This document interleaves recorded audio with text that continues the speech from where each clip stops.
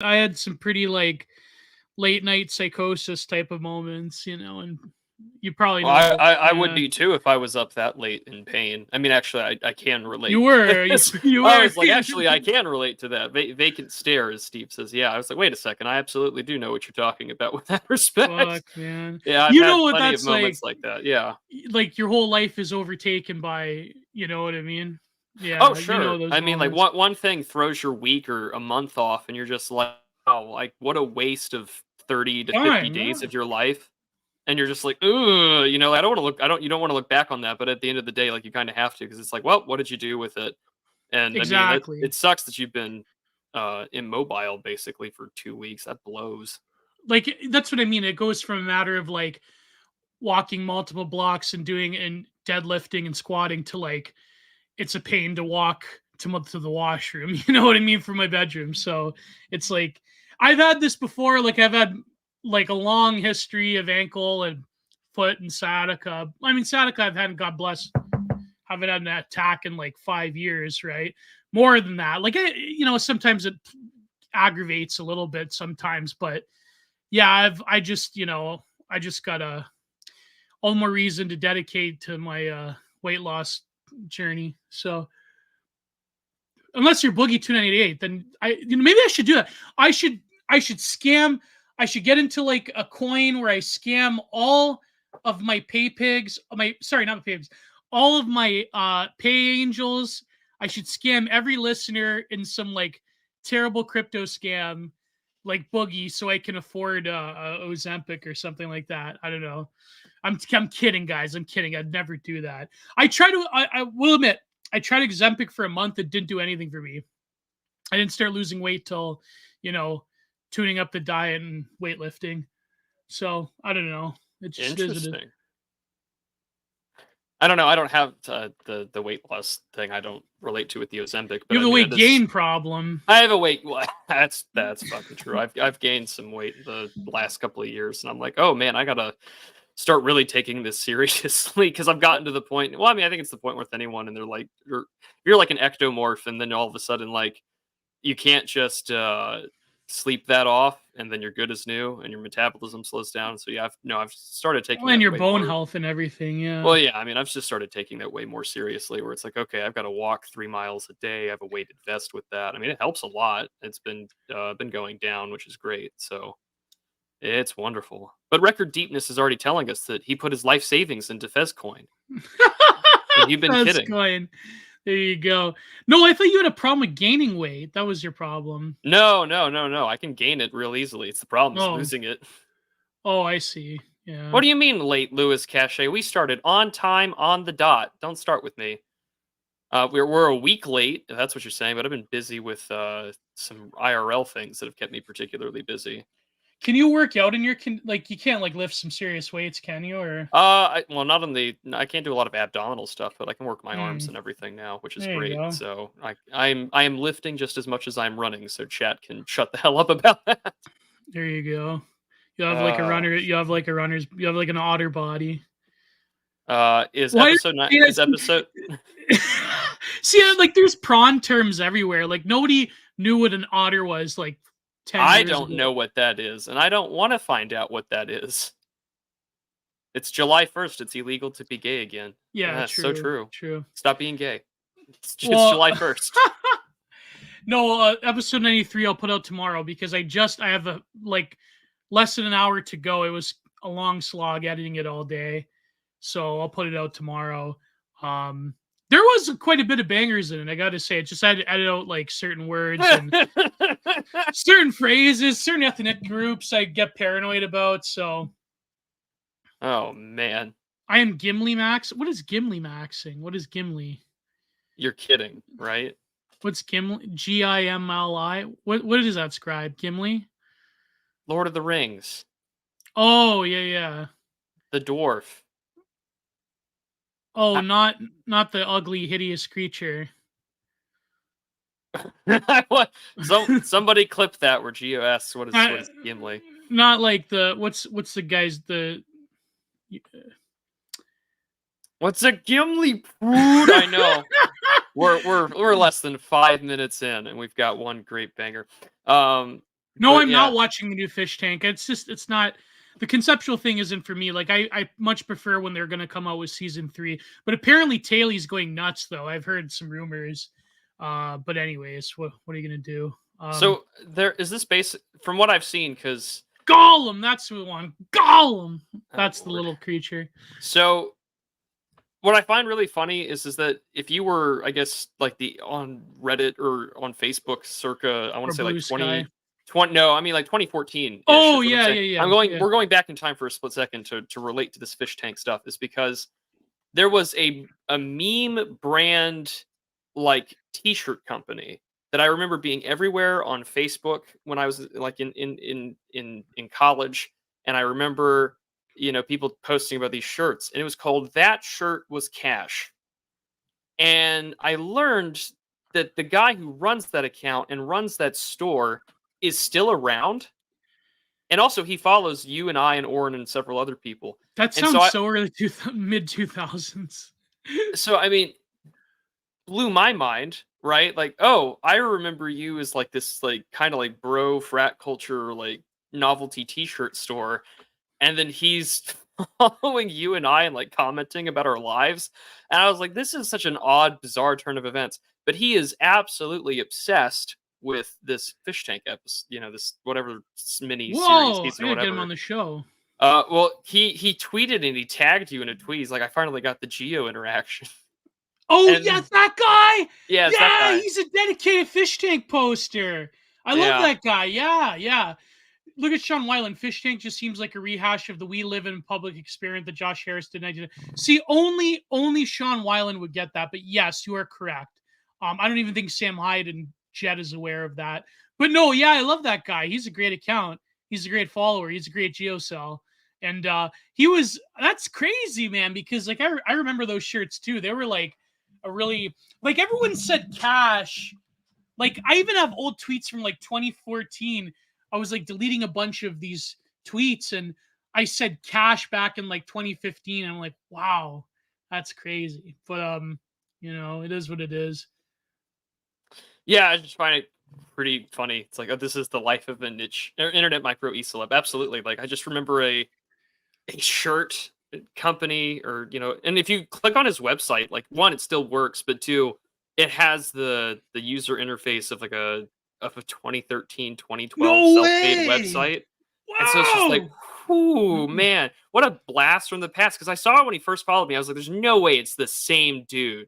No way it's the Whoa. same guy. Clicked the link. It's exactly what I remember from like high school and college. And I was like, no way. Him and Yeah, WBS Apparel should go into business together. they should. But I yeah, know. it sort of blew my mind, because I was like, I remember him for having like those really cringe like tank tops about the Second Amendment, the right to bear arms, or like the back to back World War champs koozie for your beer.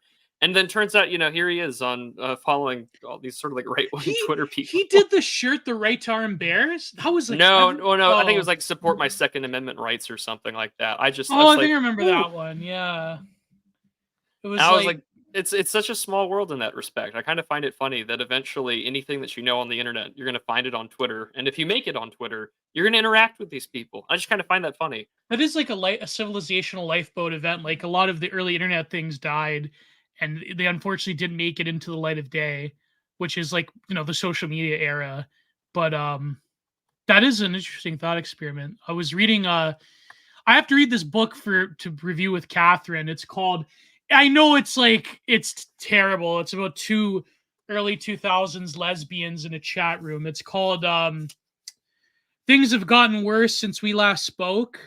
Apparently a lot of these like book talk people were into this stuff, but it's funny like how many chat logs and how many things were like just gone to the winds of time that didn't make it onto the social media or the YouTube age. So maybe in the future, like there'll be like YouTube video essayists that do, explorations on like mid 2000s meme culture. Oh, that book's garbage, Tree Surgeon. Ah, well, it's an interesting concept. It's an interesting concept. So hopefully, me and Catherine can save it from the depths of coal. That is, I feel like that's your book job talk. when you're on the computer room, is to sometimes drag these niche internet history topics from the depths of coal. You know who we're interviewing next? Who are you interviewing next, buddy? Emily Ukis. Really? I'm Catherine. I'm like, Catherine, did you tell her about? Yeah, she knows. Don't worry about it. I go, oh man, it's good. Emily's a gem. I gotta admit, I don't agree with everything she says, but Emily's always been great to me, and I really love Alfred Alfer. I think what she did was truly, early internet type of artwork that really was a cut above. But she's a bit crazy now, but she even admits that herself. So we'll see what happens. Well, you got to appreciate transparency in the age Yeah. of well, what do they call them now? They don't call the Biden camp doesn't call them deep fakes. What do they call them? Fake people.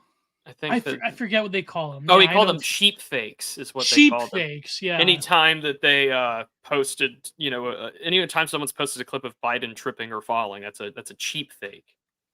Sheep fake. What the hell? Cheap fakes. That's just like, you need another term. You can just say like deceptively edited video or deep fake, like everyone else. This is AI. I mean, I was surprised that did that one tweet. Okay, we're gonna just get into it. Did that one tweet where they had the obvious AI voiceover about changing out presidential candidates, and they made the CNN anchor say Big Mike? Did that ever get community noted? Because that got over 2 million views. Was that real? No, it wasn't. It was obviously AI. Oh yeah, that didn't get. I didn't see it. I saw it when it first came out, but it may have got community noted by now. That wasn't real. It was too good to be real. It was too good to be real. Well, yeah, and I mean, it sort of does blow. It does blow my mind because I remember distinctly in 2020, the only time that I think any sort of quote unquote deepfake got used, and I don't even know if it was like made by an operative or whatever, was one where Biden is at a campaign rally and he had said, hello X state that he's in, like hello like New Hampshire or whatever, and then on the backdrop it says hello Montana. And like that was deceptive. Like they were like, "Oh, this is edited or whatever," and it's just like, okay, fine. Like that was the one example I remember out of 2020, and it's just like, all right, we're less than what are we, like less than 6 months away from the election, and we're 2 weeks away from the RNC convention. And I'm just thinking to myself, "Oh boy, here we go." I'm curious what more crazy shit's gonna happen. But you could not deep fake the other day last week if you tried. You just couldn't. You couldn't deep fake that if you tried. No, it's true. I mean, it's crazy though that like people have been melting down lately. Well, first of all, before we get to that, like we were gonna cover the debate, and I think we'll go issue by issue, but you're the American politics whisperer on this panel on our show. Oh, am I? So, and it's 3 days until the United Kingdom election. Oh my god. Oh wait. I was gonna mention. Okay, and the French election as well. Apparently is. They had the first round. Yeah, and all the libtards are freaking out. They have Femen there, topless. Like that. I don't know, like topless, like washing the steps in the middle of. What was the monument they were near? It wasn't the Eiffel Tower. It was the Parliament building, or not Parliament. It was some historical site where they're like washing the steps, and that's really going to own the right wing chuds. It's really going to own Front National. Being topless and wearing skirts and washing the floor. That's really like, what are the optics? It's what is it that it really it bears repeating that old adage. They always take off their clothes. Yeah, especially in France. So I mean, with the French elections, there are two rounds. We just had the first one yesterday. The next one's July 7th. So we're right around the corner from that too. That's this coming Sunday. So that's exciting. But the round one, we saw that the National Rally got about a third of the vote. The new Popular Front alliance of center-left socialist Greens and far-left parties, they placed second with 28%. Emmanuel Macron's centrist alliance held in third with 20%. And the voter turnout was high at nearly 60%. Oh, wow. I mean, that's pretty striking.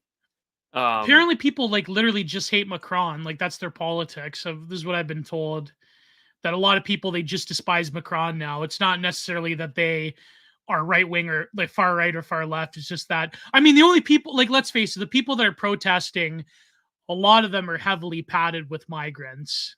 All of these protests against like the alliance between Le Pen and Front National and other right wing parties, they're all just, a lot of them are migrants, and a lot of them are like white libtards too, but that's to be expected. Oh yeah, I was gonna mention it's Canada Day today. It is Canada Day. Yeah. Well, happy Canada Day to the Canadians that matter. Yeah. I saw this meme. You know who you are. I saw this meme where it's like the Canadian anime like drawing person. It's like a drawing where it's like a Canadian like soft boy. He's like, guess what day it is? And the American Giga Chad, he's like, it's 3 days before my birthday. Oh yeah, it's Dominion Day, exactly. It's Dominion Day. It's Dominion Day. That's correct. Listen, when PP gets elected, maybe I'll be more like, rah about it. Well, yeah, because like I wanted to hang the Dominion flag, but then like, do you believe it? Like these Canadian Antifa people, because of like, like those guys, those streamers, like from the convoy, that they have like this meme thing, kind of like Gavin McGuinness, like, like the Proud Boys started off as a meme, right? That they labeled, this is what they labeled the Canadian Antifa.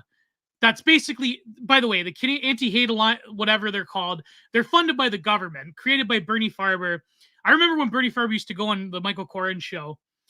They labeled the Dominion flag a hate symbol because of people like, what's that guy's name? Jeremy McKenzie or whatever, because they have it in the background. They like, or you do have like these like Wignac groups that like pose out in the forest or whatever, giving the Romans, that they labeled the Dominion flag a hate symbol. The way that they labeled Johnny MacDonald a hate figure of history. Well, you know what that is like? That's like if they they did during the summer of BLM. That's like saying that George Washington is a hate figure. I guess George Washington is a hate figure by today's standard. Really, any white American founder, historical figure is a hate figure. Yeah, did George Washington own slaves? Of course. Well, there you did. Go. So, I mean, but also in the same way that recently here in the U.S. we had the appeal to heaven. Yes. The appeal to heaven, appeal to God flags. These are right. Right. They're just foaming at the mouth. You know how old appeal to heaven is in America as a symbol? It's ancient in terms of American history. Like that's ancient for as far as it goes. Yeah. And of course, it's seen as a provocative flag of Samuel Alito. But I mean, like the pine tree flag has been part of our usage here in the U.S. since 1775. But I mean, it goes back, even earlier to that. I mean, a flag with a pine tree on it, you saw that in Bunker Hill.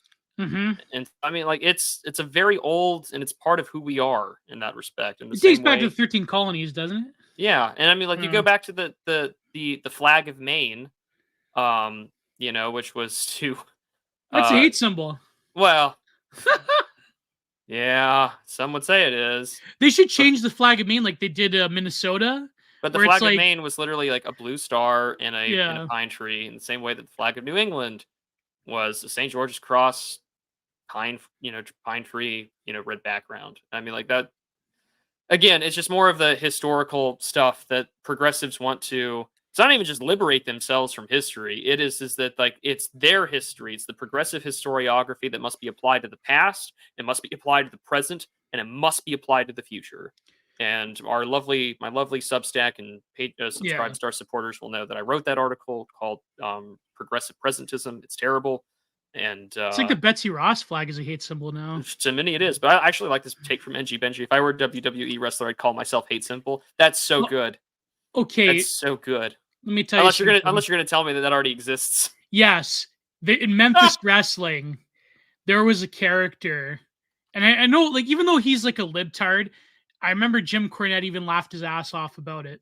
In Memphis wrestling, there was a character they brought out, I believe when Jerry Lawler still ran the promotion, that had a symbol of peace on the mask.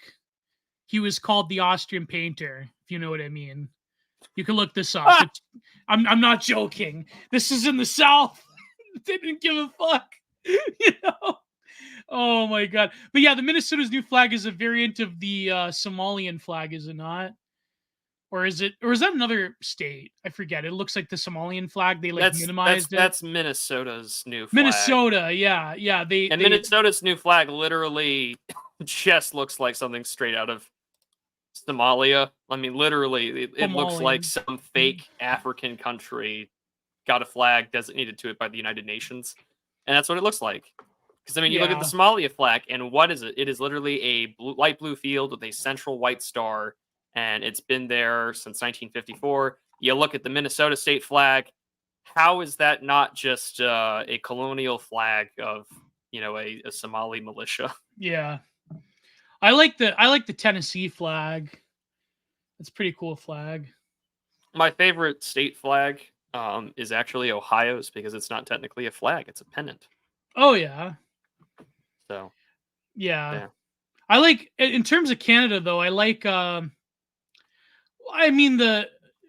Ontario actually does have a pretty good flag, but I'm thinking of the one the up north. I think it's the Nunavut flag is pretty cool, But anyways, so a lot of things happened. Even today, a lot of things happened. By the way, I saw this thing where Donald Trump shared this thing on True Social. He retruthed something about Liz Cheney. He retruthed it. Everything's a truth. I know, like, some like New York Times or some like Atlantic writer like does the thing about like in Donald Trump's universe everything is a truth. He's retruths something. Yeah,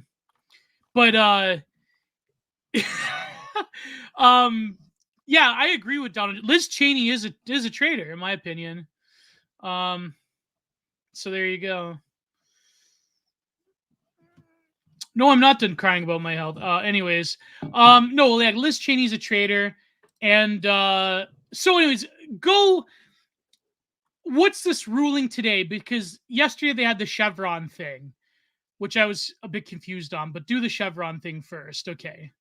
Sure, we'll do the Chevron stuff. Why not? So yeah, or not Chevron. We'll start with the today's ruling. And we'll go from there. I thought Mr. D broke it down pretty effectively, which I will get to. So this was the some of the final Supreme Court opinions for the 2023 term were dropping. And so if you want to know the full opinion, you can literally go read it yourself. That is Trump versus the United States. Docket number 23-939, argued back in April of this year, today, July 1st, and I'll put the link in chat if you want to read it yourself. But so the basic breakdown is that the court holds that a former president has absolute immunity for his core constitutional powers. Quote, Trump is absolutely immune from prosecution of the alleged conduct involving his discussions with Justice Department officials. There is no immunity the court holds for, quote, unofficial acts, but then notes that no court in the United States has thus far considered how to distinguish between official and unofficial acts. They're not doing so now. Instead, the case goes back to lower courts for further proceedings. The positive takeaway is that most of the Trump trials will have to be delayed beyond the November election in order for the courts to re-examine all of the evidence related to applicable charges, which the Supreme Court says didn't go thoroughly enough the last go-around. The dissenting opinions are pretty embarrassing. Chief Justice Roberts writes, quote, as for the dissents, they strike a tone of chilling doom that is wholly disproportionate to what the court is actually doing today. Also, this does not affect the Stormy Daniels hush money conviction case at all. Mm-hmm. However, this is the court sort of establishing a precedent that says if we're going to have former presidents or people who are president outside, like say, another president comes in and gets one term and he wants to run for office somewhere, like they don't want this to be sued. This is the court's way of simply, as they have done in the past, wiping their hands of this issue, not wanting to get their ass thrown into the fire here. Despite the fact that they've done numerous other opinions that I think are far more socially changing with respects to, say, like Chevron or the reversal of Roe. I mean, like, Justice Kavanaugh was almost killed over the leaking of the Roe decision. Mm-hmm. So, I mean, this is, I want to say, tame with respects to the news or the shockwaves of it. So basically it says that any presidential order cannot be grants you sort of like a conducting your official, basically anything that the president does that is with his constitutional confines is an official act, which of course the court doesn't define. But Right. you can kind of look at what the executive clause of the American Constitution says and get a decent idea, and then go from there. However, of course, everyone was posting about Justice Sotomayor, who says, well, according to official acts, if a president wanted to order SEAL Team 6 to execute a political opponent, he'd be well within his means to do so, and he would be immune from that. And it's like visions from base world, hello, but I don't think it also works like that. I it don't think doesn't this work like really that, works buddy. like. I'm pretty sure that doesn't. No, but you know what's That's so not how that works. No, but you know what's so crazy is that you have like these absolute like libtard.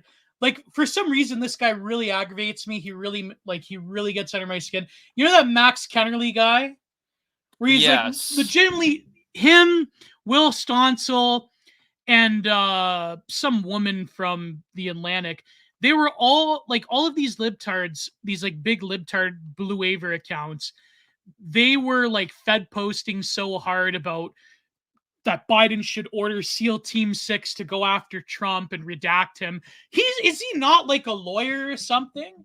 So does he not comprehend like what that means to say something like that? Because I don't think like the president, like, listen, okay, the president has there has been various presidents who have issued executive kill orders. For example, when Obama, he redacted what was the guy's name? Anwar al-Awlaki. Do you remember al-Awlaki? Yes, I was about to say, like, he can just. I mean, our friend Lee Enfield pointed that out on Twitter. It's like, wait till you find out that presidents have killed people extrajudicially without. I mean, we have. So I mean, and he like, was technically an American citizen. Not to say on, that like, on paper he was an American citizen. Not to say I'm gonna cry any tears for Anwar al-Awlaki, but like, yeah, you know what I mean? Like, same when they got rid of Adam Gadon, he was an American citizen, right? And he was actually a pretty decent noise musician. But he was like an Al-Qaeda translator and terrorist and propaganda minister for Osama bin Laden. Do you remember Adam Gadon? Remember Adam Gadon? I do. I do. Yeah, he was a great noise musician. But I actually wanted to write something because I was reading the Max Blumenthal book. And not that I agree with everything he says in there, but I think that I mean, those gray mirror people are kind of interesting.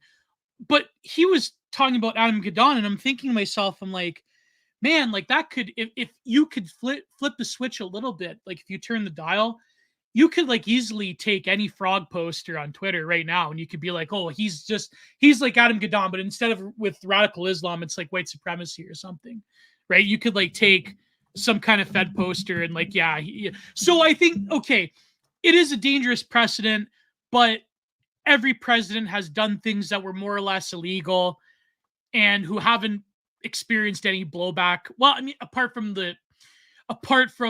the long arm of history in terms of especially geopolitical consequences for their actions, but in terms of direct consequences for executive actions, the presidents have not gone to jail.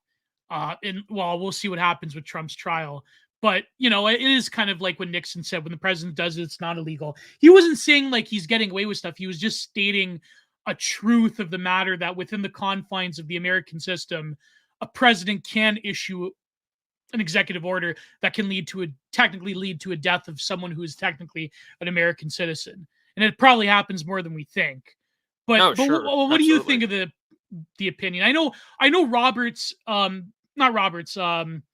Clarence Thomas, he came out, I was reading a bit of his ruling about it doesn't make sense when Kagan says this because actually when you look at the Constitution, there's already forms of, I forget what exactly he said, but there's already forms of enumerated powers within the Constitution that protect the president from, that make sure that a president can basically do their job without a lot of like legal lawfare consequences. But I don't know, like I just think like these libtards melting down and threatening to redact Trump is like really a mask off moment. And it's very funny how Will Stoncel, he said that about Trump. He literally said that. And Jack Posobiec quote tweeted him saying you have less than a year. Yeah. He's like, see, these evil usurpators, they're threatening my life. But you just threatened to say Biden should use executive powers to redact Trump with SEAL Team 6. Libtards are hypocrites. News at 11. No, but that's what I mean. You don't know if Jack Posobiec means that you should be redacted. Maybe he's just saying that the FBI should be involved if you're threatening a former president, as sedition or treason or whatever you want to call it. Well, It's on not that, paper, yeah, it is technically you're not supposed to threaten the life of a president, former yeah, or sitting. Like that's even a just the former way it's. president. Yeah, I'm not supposed to go out of my way and make public statements that I want to like redact Jimmy Carter. Like, yes, Right. he's old and he's going to die soon, or maybe he already. Yeah, but I mean, like, What's the it's point? the Secret Service would still be knocking at my door, being like, "Sir, you made these very public statements, and it's you need to come with us for questioning." Like Yeah, that's just sort of the exactly. case that it is. And I mean, like again, what this ruling was, especially for today, was simply saying we're going to keep shit as it is. The court does not want to get involved in the 2024 election in the same way they didn't want to get involved in the 2021. And essentially, they basically said, listen, if you want to get rid of the president uh, for his official acts or acts that you deem unofficial, you have to impeach him. Simple as. Right. This is what we've seen historically with this court. And we're going to, I think, especially as American elections continue to get more contentious, the Supreme Court does not like being, despite the fact that they are by default, which is an unfortunate abdication of congressional authority and executive power, that we've made the Supreme Court the politics of last resort for the general public of the United States. Right. They don't like doing that. Which is never meant to be, by the way. Well, then you have the fun question of like, well, is the Supreme Court's role of judicial review like a constitutionally mandated thing? Because you can say Marbury versus Madison's a power grab, but you can also argue that judicial review is an ancient Anglo-American tradition that goes back to like Sir Edward Coke and others before him about like it's not the Yeah. judge's role there is to determine the legality of the law, and so I mean like there's a balance there between the two, but still, I think it's important to consider like this court does not want to get involved in this election. Well, the Supreme Court does have like inordinate power relative to them being unelected in America. That is true. I mean, but same with the president itself through executive orders, which is another strange loophole that I guess the founders didn't exactly intended to be. Like I think what was the time scale? Like you had in the modern era, I think like Eisenhower did like 6 or 7, Carter did 12 or something like that. And I think it really accelerated under Clinton. And then by the time you get to Bush and Obama, they're doing like hundreds of them throughout their tenure. So like I mean, for example, Bush basically executive ordered the half of the Iraq and Afghanistan wars. So, I don't know. It's a screwed up system, but well, yeah, absolutely. It's it ain't great by any stretch of the imagination. But this ruling though, like, isn't it just basically stating what has been happening already when it comes to the executive branch of American governance? Like, it's just what president really gets in trouble for doing anything when they're in office? You know what I mean? Like, it's apart from getting impeached, but even still, like, for example, they tried to impeach Trump because he told Zelensky to, release records on Hunter Biden. It's just, I don't know. It's very stupid how like people. I came across this take. I think it was I forget who it was. It may have been Plantation Scientist or it may have been I forget who it was. It may have been Lomaz that said it was that Joy Reid video. That ugly woman. He said that basically most normies are not capable of handling the affairs of the Supreme Court as if it's watching like a television drama or wrestling or football. And that's how people are treating this. It's how people treat politics in general nowadays. It's even more compelling than football. Yeah, I mean, it is always going to be sort of a like they're saying team blue, team red, like we know. Like the one tweet that Bog Beef he quote tweeted where this guy's like, Trump is gonna put me in a concentration camp, but you know what? I'm gonna be fine because I accept it because that's the way things are. And it's like this is real American fascism. Then Bog Beef quote tweets him with, this guy's gonna get put in a camp by Donald Trump and he's totally fine with it. Well, I replied to that and I just simply said at a certain point, this is porn.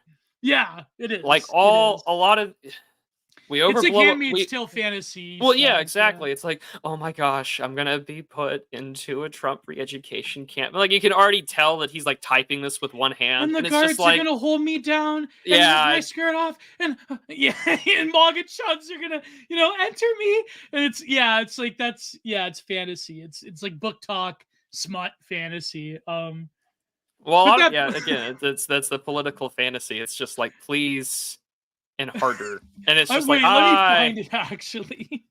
I don't think you want that there, bud. Here, I have the tweet pulled up, and Okay, so yeah. it says, Donald Trump is going to redact me in a death camp and have my body chucked into a shallow grave. ... I deserve this. I welcome it. And I'm like, yeah, like just. And so, and Bogbeef goes, I need to watch an episode of The View or Rachel Maddow to see what psychotic propaganda libs are watching. So true. They're all like that. They're all posting that Trump is going to put me in a pit. Trump's going to bulldoze me in a pit. This is why I wish Seth Putnam didn't die of a heart attack. And I wish that AXCX was still going. Because can you imagine the AXCX songs that could come out? Like Donald Trump's going to shovel me in a pit. Donald Trump's going to blow my head off with a bottle rocket. Just imagine the AXCX songs if Seth Putnam was still alive in the year of our Lord 2024. It would be amazing. So it would be something completely. Oh boy. I wish I had access to libships portals to based world. Oh my god. Yeah, like libtard simulator, but it's just Danglo Abortions did have some bangers. Yeah, they probably would release something like that, But aren't they like libtards? I know like Jello Biafra is like a libtard. I mean, like all those old, with the exception of Johnny Rotten, all of those old punk guys are libtards, but it is what it is. Yeah, I mean, you kind of can't escape the fact that someone's sensibilities aren't really going to change. Yeah, true. I mean, you adapt to what's popular, and obviously that's going to include. Look at that! Donald Trump's gonna do. Oh, Seth Putnam would be a Trump supporter just to troll people. Donald Trump's gonna do things to you that's never been done before. So back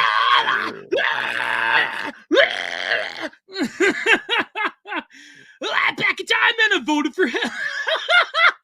Whoo! Okay, there, buddy. A great song. I went back in time and I voted for who. Yeah.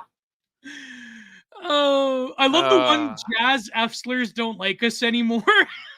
He talks about like how these hipsters like would show up at their shows and he'd start throwing chairs at them and they started crying because they thought it was like some ironic like art school thing that they were doing with like grindcore. It's like, no, they're unironically 100% serious, like about trolling people. It's hilarious. Jazz F-slurs don't like. Look up the song.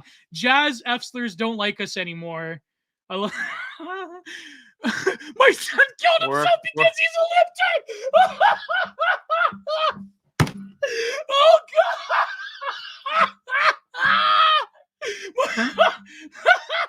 Oh, I love this. Just keep coming with more AXCX song titles. Oh man. I looked up the lyrics to that one about the jazz.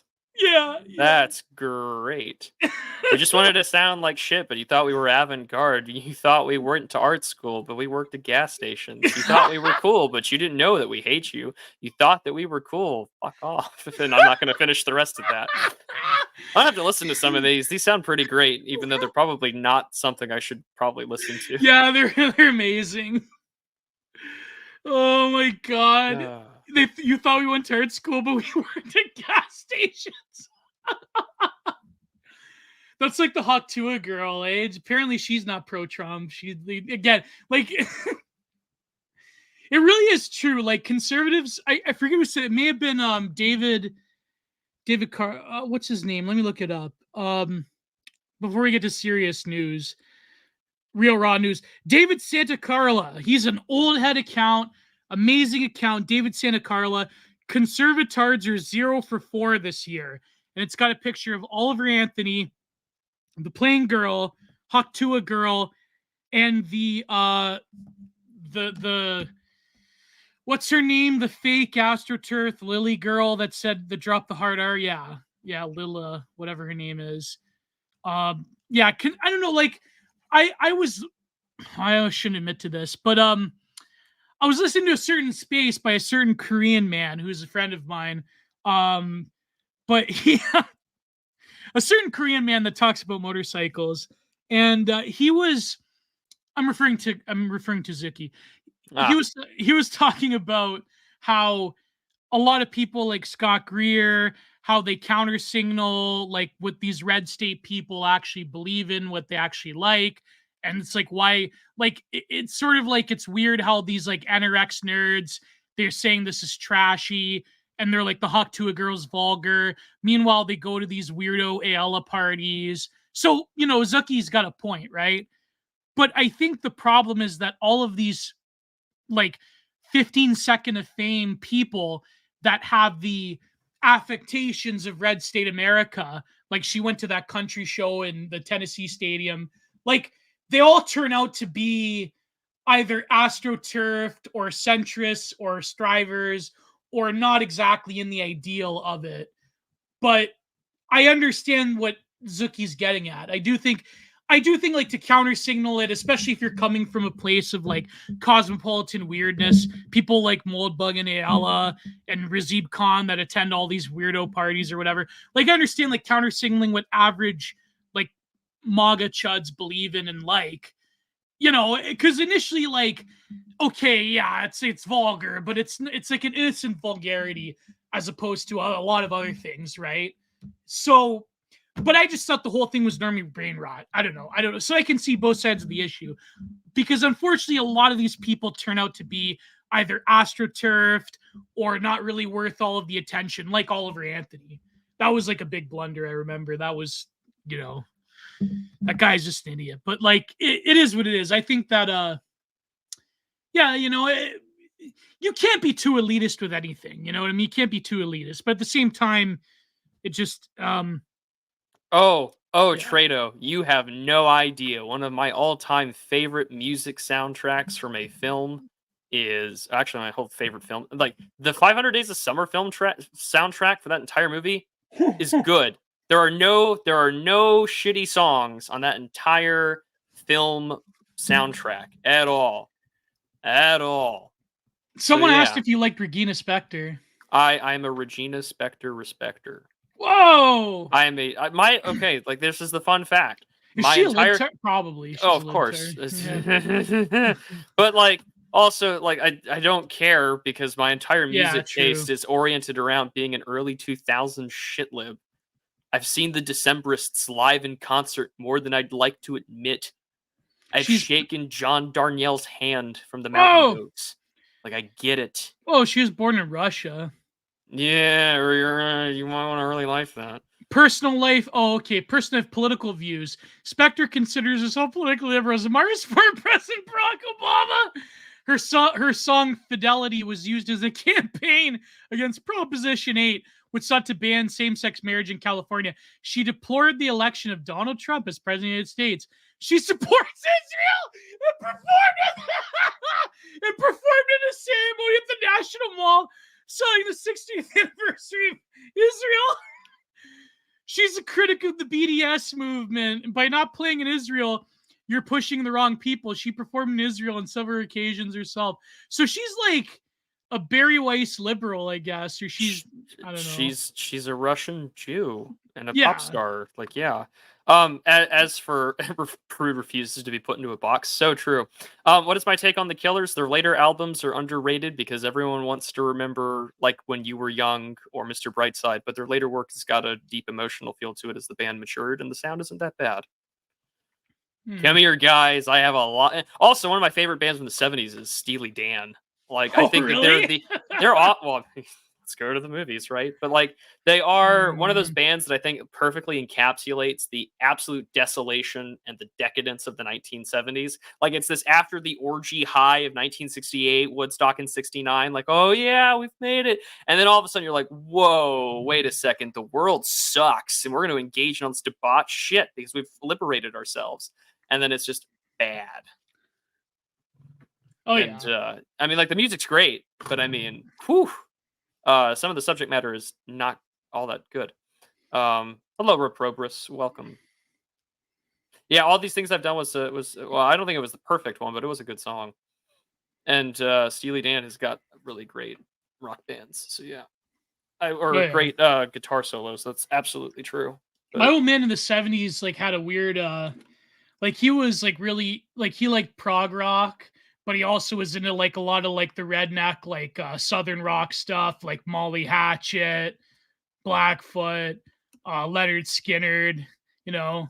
So I kind of grew up with like that, you know. So I was like listening to King Crimson, but also listening to Leonard Skinner's live album. So like, oh man, Ted Nugent.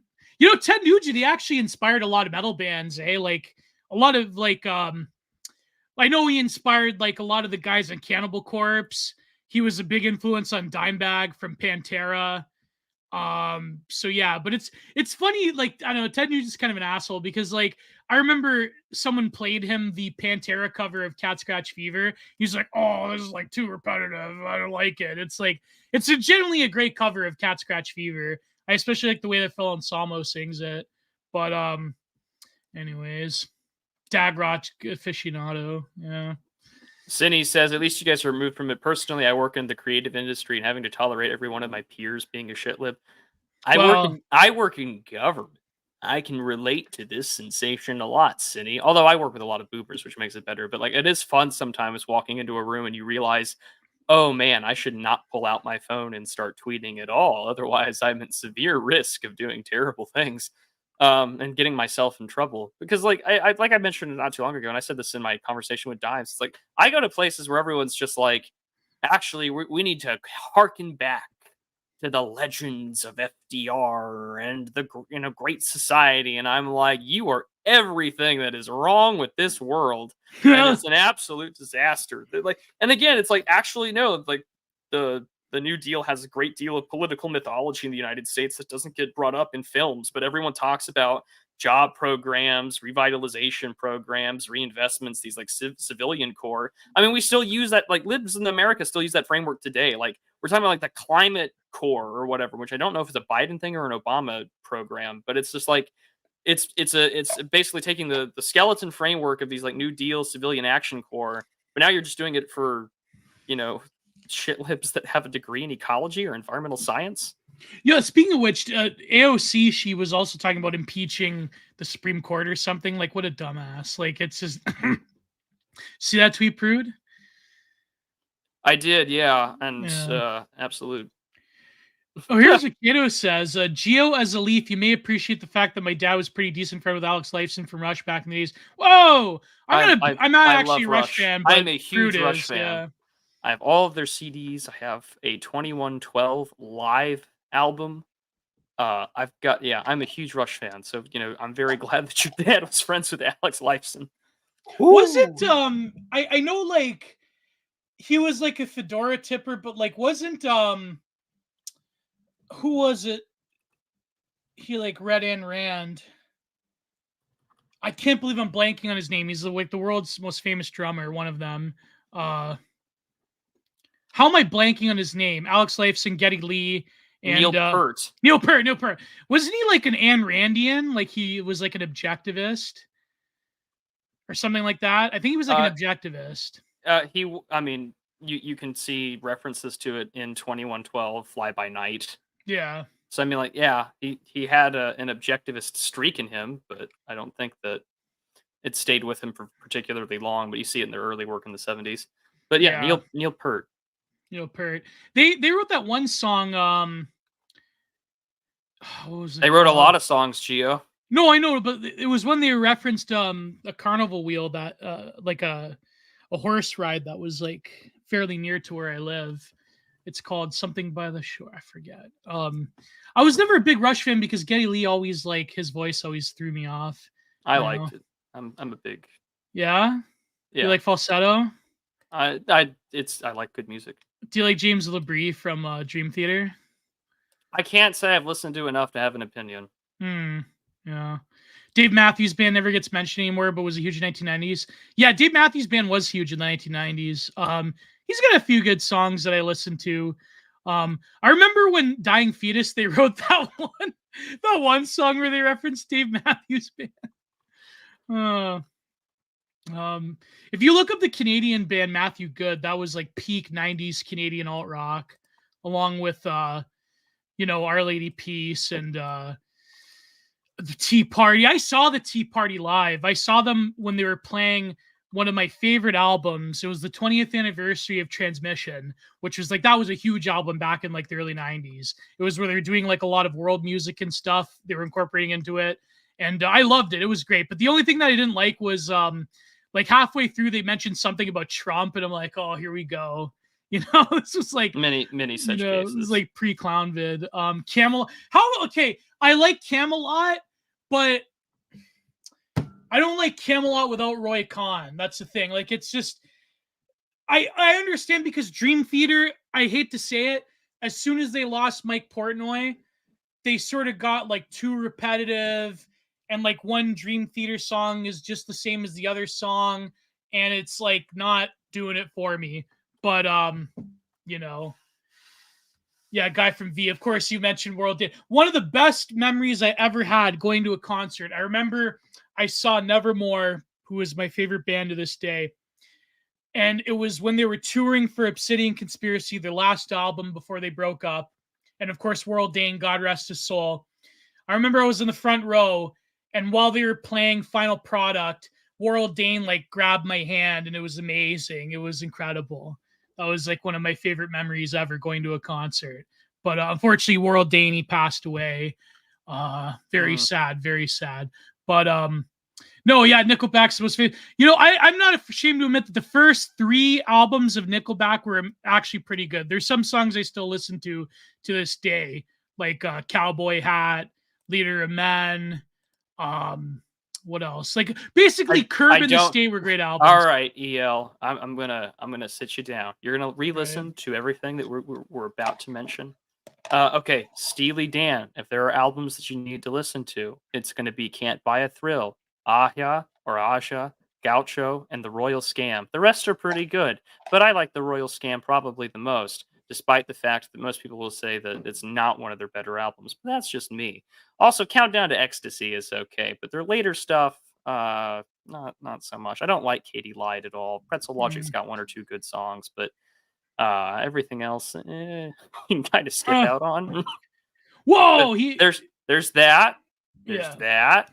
And then with Rush, you've got to enjoy just about everything. You can kind of stop after... I would say you don't have to go after Permanent Weight. Well, no, that's not true. After Signals, you can kind of stop. Yeah. I don't like Roll the Bones. Hold Your Fire's got 1 or 2 good songs. Grace Under Pressure's got maybe 2 songs I like The Body Electric and Red Sector A and Distant Early Warning, but the rest, not so good. Hold Your Fire's got probably, I really like Time Stand Still, and I like Lock and Key a lot. I mean, what else? Permanent Waves is fantastic, just because that's where you get Spirit of Radio, Entre Nous and Jacob's Ladder. I mean, it's all really good stuff, plus Free Will. Man, Mike Portnoy is back in Dream Theater. They got rid of that other guy. Yeah, that's crazy. I am, EL. You're going to listen to these music. You have to listen to these bands or else. Oh my God. That's it. KMFDM was surprisingly bad and Pixies were surprisingly good.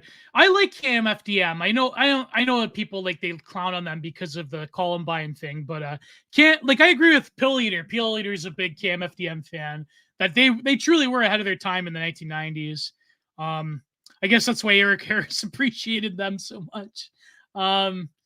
So Guy from V says he bought World Dane would you say you bought World Dane a beer when they were touring for Dreaming Neon Black? I love Dreaming Neon Black. I love the concept behind it. It's one of my favorite albums ever. I can't really pick a favorite Nevermore album. I never got into a lot of the metalcore until like later on, but I never really liked Bring Me the Horizon. It's just like it wasn't for me. I don't know. I was listening to like tech death at the time. I wasn't listening to core. I mean, some core here and there, but like Bring Me the Horizon wasn't like, it wasn't for me. Liz Cheney is a traitor. All the neocons are traitors. Yes, and her father especially is a traitor. So, Liz Cheney, something about her just makes me so mad, so angry. Like something about her is just so arrogant and haughty. And I can't believe that libtards, they spent all of the 2000s saying that George Bush and Cheney were Austrian painters, but now Cheney and Bush, they're part of the resistance. Welcome to the resistance. So, yeah, it's crazy. Yeah, I mean, it's stuff I'm not surprised. Like, I mean, there's something that at the Old Glory Club conference, Jeff Deist was like, lest we forget, George W. Bush is evil, but you have to remind yourself that he's very revered now by Democrats because he's anti-Trump. That's sort of the way that it is. And I mean, is anyone surprised? I mean, like, this is the thing about election season, is that I feel like after 2020, everyone's just like, well, we've been here before, but we're also in totally uncharted waters, as we have been, I think, with almost every election in my lifetime. Yeah, pretty much. And so, I guess to get back to the debate, if we want to go back to... before the debate, what is the Chevron thing? It's about lobbying, or it's about experts crafting laws, right? It's about the Chevron deference. And so this is and the case brought to you by a New England fisherman. The course, so this is like a 40-year-old precedent that was out there.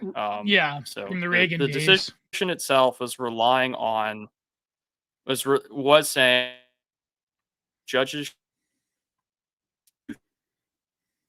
rules that. Uh-oh. Yeah, Prude.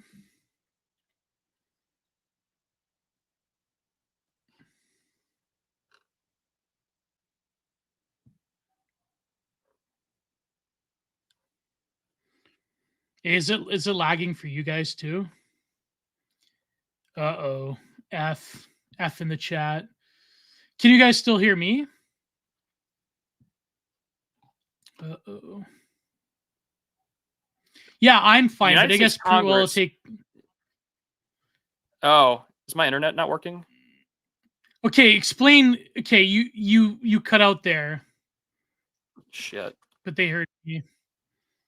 But you're back now. You're back. Okay, how about... Yeah. Am I back? Great. Okay. Yeah, as soon as I'm about to explain. No, we're not doing that. No, thank you, sir. No. We run that risk to get back. I ran that risk on a gaming stream, so I didn't that's gone now. But anyway, I called cap the gamer word. But so all right, Chevron defense. 1984 Supreme Court ruling that basically said that judges should defer to federal agencies when it comes to the issue of laws and policies that they enact. So to go back, none of these towers, I will ban you. But so back to the Chevron thing. So anyways, relying on federal bureaucracies and federal agencies, particularly within the executive branch, to determine what is good policy and what do they mean by it. That's been precedent for 40 years up until last week. Right. So if you want the most honest 5 minutes of American political explanation of anything, you are going to go to the Brett Kavanaugh hearings where the former senator of Nebraska, Ben Sasse, explains that the United States Congress has essentially abdicated its responsibility by creating omnibus and massive shell pieces of legislation in which the executive branch will pass, and then federal agencies of unelected bureaucrats will basically craft to their own laws and to their own purposes. And so that I mean, Ben Sass is awful, and I mean, he cucked out. Oh like, yeah, a lot he's of a total conservative. I mean, a lot of people thought he had a future ahead of him, but no, he cucked out. But this is his 5 redeeming minutes in the United States Senate, doing his constitutional duty of a Supreme Court judge hearing for a nomination. And so in these 5 minutes, and I've referenced it in numerous other places, is basically that because Congress doesn't do its job, the agencies do it, and the agencies enact things in which fundamentally change American politics and the political landscape, that the Supreme Court of the United States becomes the politics of last resort for the American people when there is no injury. Right. And so, or when there is injury, which of course means that the Supreme Court is in the center of our culture war. That's sort of how it is. And now that that defense, or this deference, I should say, is gone, and that has been removed. Basically, I mean, this case started out with the Commerce Department forcing a fisherman to pay salaries with regards to fishing boats. And I mean, it affects a lot of federal rulemaking because I mean, you have to consider the fact that judges aren't going to be niche policy experts on everything. Right. We're not. I mean, I'm not a judge, but I mean, like, judges aren't.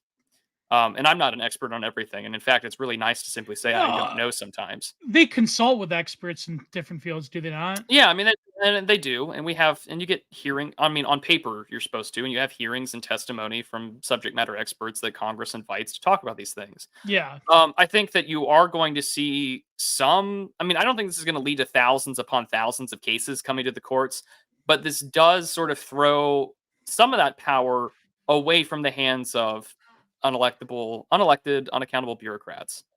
So I mean, I can see some regulatory oversight cases coming into play. I wonder if some right wing legal chud wants to sue and try and get a Toyota Hilux brought into the United States because, for $38,000 US, I can get a better truck than basically paying double or triple for what the big American companies are doing here. I mean, I imagine every Hilux you buy is one less that Al Nusra or the Taliban have. So true. So true. However, I do think that this on paper should force Congress to write laws that are more specific. I think that we'll see future lawsuits against the EPA just because that's sort of like red state America's favorite agency to sue. But I guess what Congress, I mean, it just means the legislative process will be slower because it means all proposed policy action will have to be slower and more careful and be more fine-toothed and have a lot of conversations with like inspector generals and general counsels. But outside of that, I don't know how much this will change things. I think this will be one of those cases that only time will tell. Why are libtards freaking out? Because they don't have their cult of expertism anymore? Essentially. No, but like literally, is this not more democratic that people that were in charge in the Constitution to write laws, which are elected officials, as opposed to unelected bureaucrats writing laws? Like, how is this going to lead to death camps for libtards in Joy Reid's mind, or in Liz Cheney's mind, or in who's that annoying kid Harry Sisson, who was also Fed posting today? How do libtards make this equation that by getting rid of this 40-year-old legal precedent that the Trumpenreich is going to put camps with the libtards in camps or FEMA camps or whatever? I mean, it's not, but we know that this kind of politicking is for the explicit purpose of creating that state of existential fear. Mm-hmm. So I mean, but it's theoretically handing power back to people that are elected by, well, I mean, we all know elections are kind of bullshit, but like, you know what I mean? Like, it doesn't make any sense in terms of demonizing this decision. Harry Sisson, Biden's top twink. So true. You could probably get a big account to hashtag that. So yeah, I mean, he's like worse than Will Stoncil. Nah, nobody's worse than Will Stoncil, but like, I want him to write a book when this, like, he's not going to win his primary election. The odds on the betting markets don't look good. No. But I kind of want him to win, just because I want his like shitty posting career to continue. Yeah, because I look at him as the perfect example of a double down, nothing to lose, low middle class white bureaucrat. And I don't know, there's something about him that I find so just pathetic that I kind of want to just keep watching. I think that's why people love to ratio him so much. It is entertaining. I mean, it does give him way more oxygen than he absolutely needs. Oh but yeah, he's a nobody. He doesn't deserve anything. He's yeah, just no. he's not even that like he's just dumb. Like he's just I don't know, he's kind of stupid. It's like when Review Tech USA tries to talk about like politics. Just ugh. So you're stupid. Just get out of here. But he is fun to troll though. Like Will Stonsel is if he loses, he's going to blame it totally on internet Austrian Painter fans. He's going to blame it on like Peter Rax. Like Peter Rax and Martin is why I lost my election. He will get a front page not maybe front page, but he will get like a New York Times interview special. Yeah. What was that about? What sorry, my Siri iPhone went off. I don't know. Yeah, Dickers. Dickers mentioned sector drama. Yeah, Review Tech USA is a complete loser. Same with Will Stonsel. Like, I don't know, like Will Stonsel, he'll totally he'll be interviewed by the New Yorker why he lost his election. And he'll say that there's a Twitter account called Martin, but his real name is Sebastian. And then there's this other guy with an eagle, but it's like a particular type of eagle. His name is Peter Rex, and he's why I lost my election. Ray Gun Gripers, why I lost my election. Oh man, Wilhelm Schultz Tonsel. I disavow. That's terrible. That's terrible. No, but he totally will blame internet trolls. It'll be like Chris Chan, right? It'll be like those damn dirty trolls. Yeah, you know. Yeah. I can't say that, EL. No, EL. No.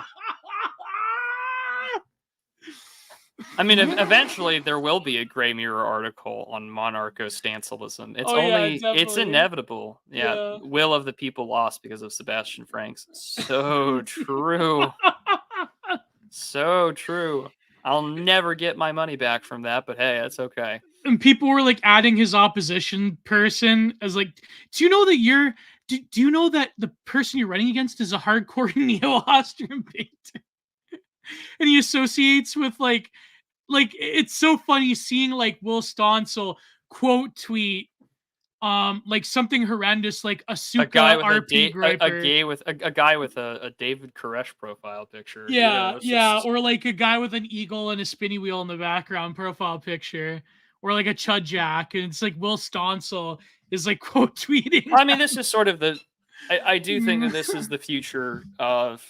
I mean, this has already happened before, I'm sure, and I don't have the memory for it. But this is sort of the way in which local elections are going to play out. Is that you will build a national profile, as we see with so many of these guys, that, hey, like even if you don't make your election or you win, you can always ratio rightoids on twitter.com. Yeah. Or at least argue with them. You can't ratio them. Or threaten to dox them. Like my question is, why doesn't Stancil want to meet with his potential constituents?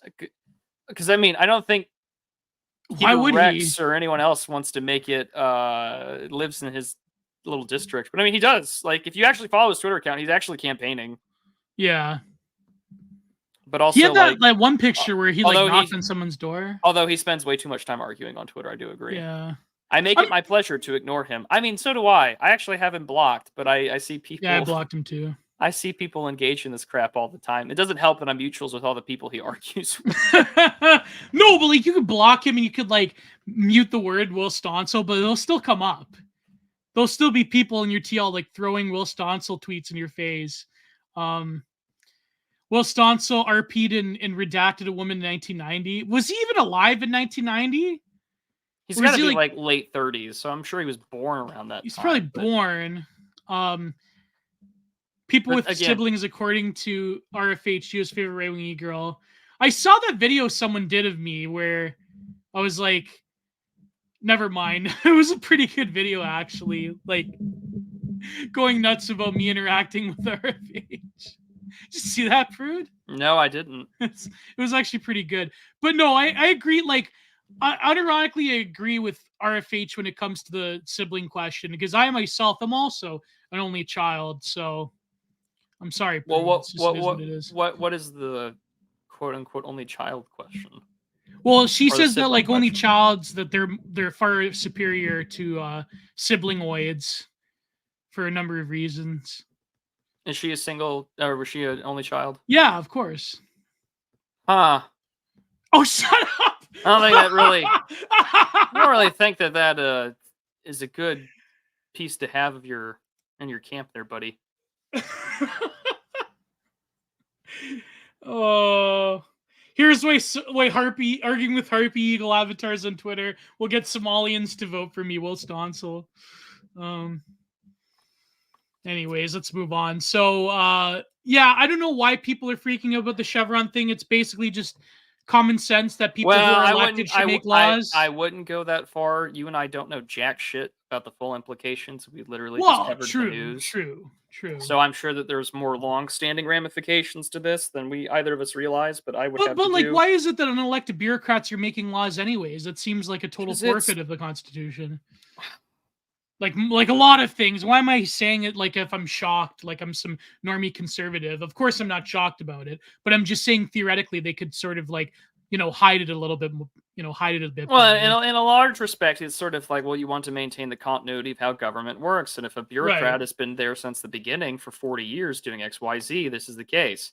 But Yeah. also, I mean, there's some security apparatus aspects of this that I don't think have been fully discussed, but that's something to look into in the future. But that's what But I mean. again, Like, this is why there should be term limits. Again, I need to just be doing research. Do you mean term limits with respects to congressional officials, or do you mean congressional officials, bureaucrats, people that work in Washington? I don't think you should be working in Washington for 40 plus years, in my opinion. Okay, so even if you're not an elected official, Washington is the I hate to use this poor term, but it's like the cock carousel for people who want to make money. Because if if I'm not elected, I can be a lobbyist. I can go to K Street. I can work in media. I can work on a staff. I can be a legislative assistant or researcher. I can be a lawyer. Like, you can work there for years. Like, there's no way to bar you from going to another agency or barring you from another lobbyist or consulting company. Right, but I'm saying like that system's fundamentally corrupt. They should have a scorecard or some type of thing, legislation to prevent people from cycling in and out of. But like, come on, you have all these oversight, people. But again, they don't mean anything. That's what I mean. They don't really mean anything. They don't really do anything. Welcome back to the real world. By the way, Ottawa is exactly the same in Canada. By the way, same as in the UK and everywhere else. But I'm just saying that there's so much room for corruption. And okay, my opinion would be that, okay, they get rid of Chevron, right? But they'll still find ways to work around it. That's always what happens. It's never really going to be an ironclad law that Congress is going to have to work harder to make laws. I mean, first of all, there's probably too many laws anyways, but like I could see where there's going to be a number of workarounds, and libtards are doing this because libtards, they always have this thing where they freak out. It's the end of the world. But behind the scenes, there's always some form of Machiavellian plan to get what they want anyways. Which, I mean, conservatives try to do this, but it just, for some reason, never works. I mean, of course, there are people like libs of TikTok or whatever, or like people on Fox News that will hyperventilate over certain things. But unless you have that apparatus of power and the state behind you, then you doom-mongering is not going to produce a number of workarounds. That means that you're going to get what you want anyways. I don't know, does that make sense, Prude? Or am I just totally wrong because I'm not American? I think that the one thing I would criticize is that it's not as monolithic as you think. Well, I guess not. No, I think that's I think this is the big heuristic there with that respect. It's just that, like, we just assumed that, oh boy, here we go. This is the world we're going to look at, and it's just this one big evil monolith, the regime. It's like, no, like, it's not. And there are numerous factions in the left and the right that play out here. I mean, we talk about, like, New Right, or back in the 80s, like New Right versus neocons and so on. I mean, like, there's a lot of different factions inside the progressive coalition that doesn't get paid attention to, because we always pay attention to, like, the biggest and most vocal libtards. Yeah, true, but they all fundamentally agree on certain things, though. That's sure, right, but not always on the approach. And in the same way that, like, is Worm Hatcher says, essentially the feds use interpretative power to punish enemies and reward friends on a Yes, grand $1 trillion scale. Yeah, absolutely true. 100%. Yeah. And that may be forced to change. And I mean, anything that disrupts a patronage network on a federal scale is fantastic. So you're saying that they're basically feeding their apparatchiks in the media this narrative that they have to basically blow their, they have to run around like chickens with their heads cut off, and they have to like doommonger over it, because a lot of people in power will be affected by the Chevron decision, more or less. And so they're telling people like Joy Reid to go nuts, saying that it means like, if Chevron falls, then Donald Trump's going to enact fascism in America. And it's just, that's how it works. I mean, it's not, I mean, who knows? I mean, they'll probably will find ways to work around it, but Well, I think only time will tell. And you and I do not have I have not done enough research on it. But also, the other thing to consider is that this is the one thing that... Capital? What are you guys typing capital for? Because he misspelled it. Oh. He misspelled the word so the capital. no. Well, yeah, for Capitol building or the location of a capital. Also, 1, 2, 3, 4, 5 stencils working overtime. Like, there's a lot of that. There's a lot of those because there's a million. There are a million Will Stancils. Like, you need the Giga Chad with the... That came up in our episode last week. You said about because there are people aren't willing to do the work. Well, it's not that they aren't willing to do the work. It's just like for progressives, there's already a patronage no, network that allows us. you to do it. Yeah, on the right, no, that doesn't exist as much as it should. Like, you have a few like legal firms, a couple of consulting agencies, but also like it's Heritage Foundation types. I mean, the problem. I mean, well, I've said this in other chats. Like, the people who are like talking about these things are the worst people you don't want to be having them talk about it. It's just like, oh man, like, oh, this is wonderful. Like, this is a great thing that we can tackle. I'm like, who's thinking about that right now? These morons at the Heritage Foundation, or Sebastian Gorkas of the world. There's going to be a paper written by the Cato Institute from like 1985 that tries to answer this exact same question, and you're going to fucking hate it. And so it's just like that's the way it works. Like, this is the reason why, like, on one hand, like the entryism stuff, totally fair to like criticize it and shit on it. On a local state level, where like you're doing things like county commissioner court, or you're like working in like an economic development office, totally different. But I mean, you have to kind of understand where your realism is, and so I think that there needs to be. I actually wrote about this. I'm going to pull it up real quick because I'm being. I don't remember exactly what terms I used, but it was a. Is an article I wrote for the Old Glory Club, Communication and Power, and I said that a lot of businesses do what's known as a SWOT analysis: strengths, weaknesses, opportunities, and threats. A similar kind of analysis should be taken into consideration about messaging and political engagement, which I call a POTS analysis. So POTS would be P for proximity. How close are you to power or relative to power? Are you in a position of power? Government ability to influence local, state, or nationwide policy with where you are. Assess and act accordingly. O for occupation. What do you do? How do you interact with government? How do you interact with the state? Are you a bureaucrat? Are you a lawyer? What do you do? And can you take your subject matter expertise to offer an alternative to how policy is currently being implemented? Are you actually in a position to sway policy to begin with, such as being on the board of your job or at a nonprofit? 4 for POTS would be T, which is time. How much time do you have to offer to political engagement? What are you doing, and what are you doing more of? Does this mean more town hall meetings, more meetings with local officials? Local participation action committees are actually going to town halls. And then, of course, S, size. How big is your network? How big of a player are you in local affairs? How wealthy are you? It's important in terms of size for political office. And are you in a speaker's district, i.e. like your state speaker of the house, or in a district where someone is on an important committee? Understand the scale of what you are trying to do. And so I think that kind of POTS analysis, proximity, occupation, time, and size, are things to consider when it comes to this. Because again, you're not going to like go in and change the Republican Party overnight. Like, it just took like how many years for fucking oh god, Charlie Kirk to be talking the way he's talking now. Yeah, it's not it's not the way that it's going to be. No, true, but but I mean, I think we underestimate the army of bureaucrats that do go into making the system how it is, and it's easier said than done when it comes to like. I know I'm contradicting myself from what I said the last episode, but it's easier said than done in terms of actually getting our guys or people that are sympathetic to our message to be in these positions of power that aren't necessarily made aware of to the public of how important these bureaucrats actually are in terms of the functions of government. But Yeah.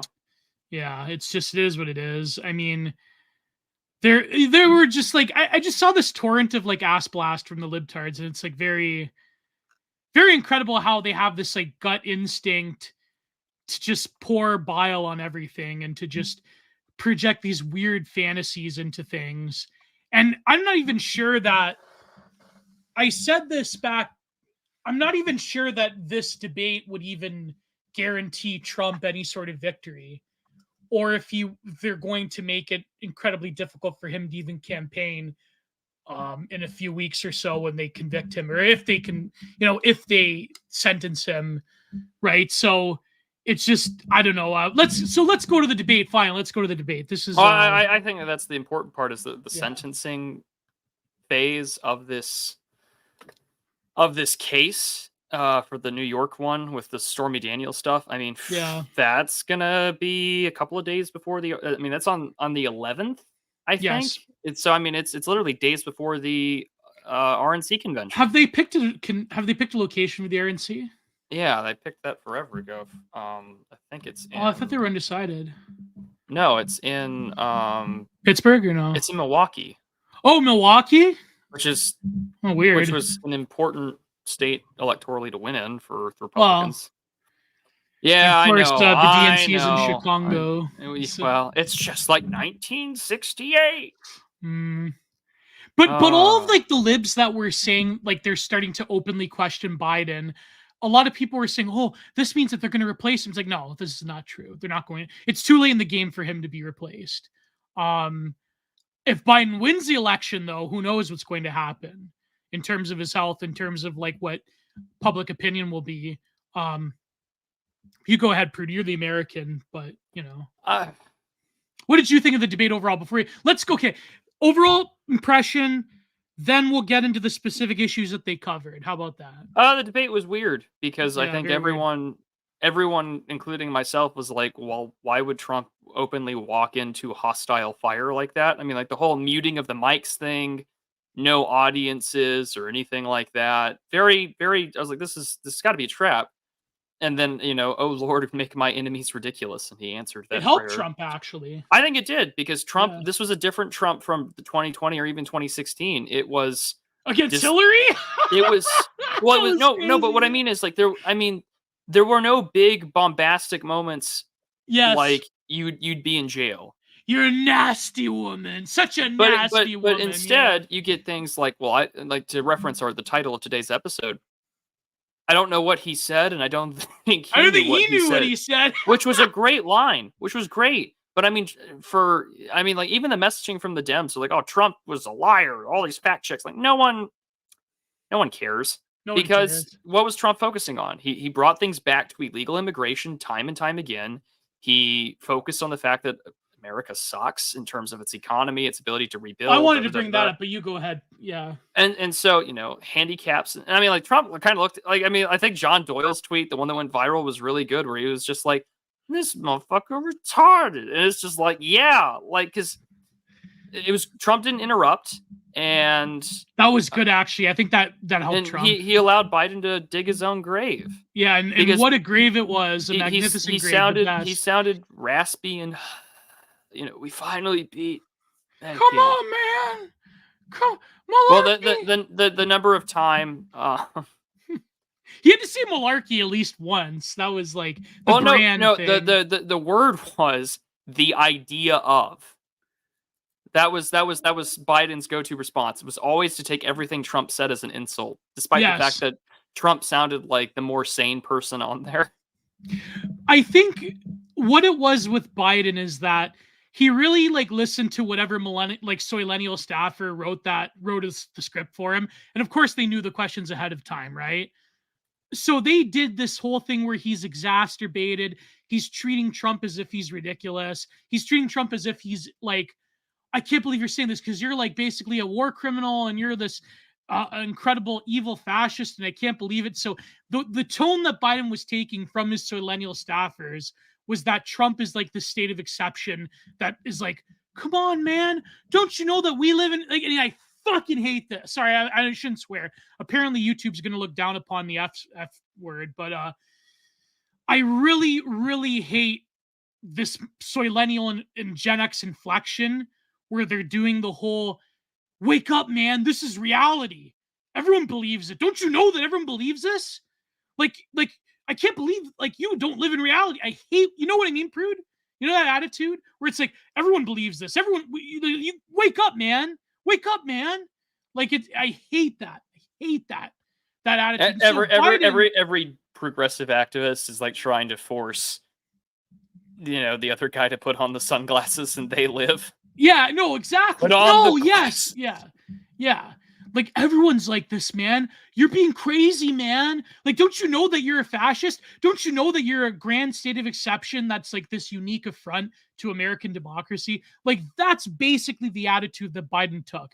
And a lot of people, like I've said this for years now, he comes off as annoying and whiny. He's like an old guy that you can't tolerate, that's like hogging up all the space, like hogging up all the time in the grocery line or whatever. Like he just comes off as like, like Nightmare Vision, he says like, oh, I feel sorry for Biden because Biden has this like uniquely pathetic character. It just comes off as like annoying and degrading in some ways. And it's just like, I think a lot of people got that vibe that they couldn't stand Biden. But anyways, you go on, Prude. Yeah. No, you're good. I mean, it's totally fine.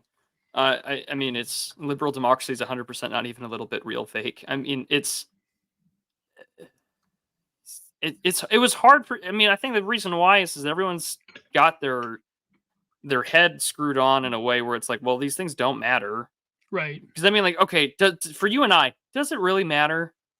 Like, if you were an American Geo, like, was this debate really going to change how you voted? Oh no, I'd 100% be voting for Trump. No way, exactly, and I mean, like, I don't even agree with everything that Trump even said in the debate, nor do I think that Trump would be effective. But if I was an American, of course I'm going to vote for Trump. I mean, come on. I mean, Canada, like, I mean, as much as I like Bernier, I'm probably going to vote for Polyev. It's the same deal, all right? Like, it's, yeah, no way it's going to sway people. Like, all those people, like, you saw in Black Twitter where they're like, my N-word Biden, this guy's annoying. This guy's, like, not good. Like, free my N-word Trump. Like, those guys are going to vote for Trump. Come on. It's not. Yeah, but you go ahead, Prude. You were. Well, I mean, as I've always said, it's not like, I mean, yes, there's a black vote, but it's primarily coordinated by precinct captains and black elections officials. Like, yeah, I mean, it was two men shouting about getting off the lawn, and I mean, again, Trump sounded disciplined. He wasn't interrupting. He didn't do anything that was, I think, going to set him up for a trap. And I mean, he did use his time in a way where, like, oh, this question, like, obviously, like, bait questions. Like, actually, no, I want to go back to this other thing, and I want to talk about how, like, 1 million Guatemalans have, like, destroyed everything in America. And it was good. I know those tweets are so good. Those tweets were so good. But I mean, like, and so I'm sure that there will be we saw, obviously, right after the debate. For the right, I mean, everyone is there. For the left, it's like, oh, shit. You saw the media ecosystem kind of get a taste of their own medicine. Because it's not like they don't know this. And we didn't just experience a few months ago Biden defending himself on stage to the press about the special counsel's report saying he is an old man with a poor memory.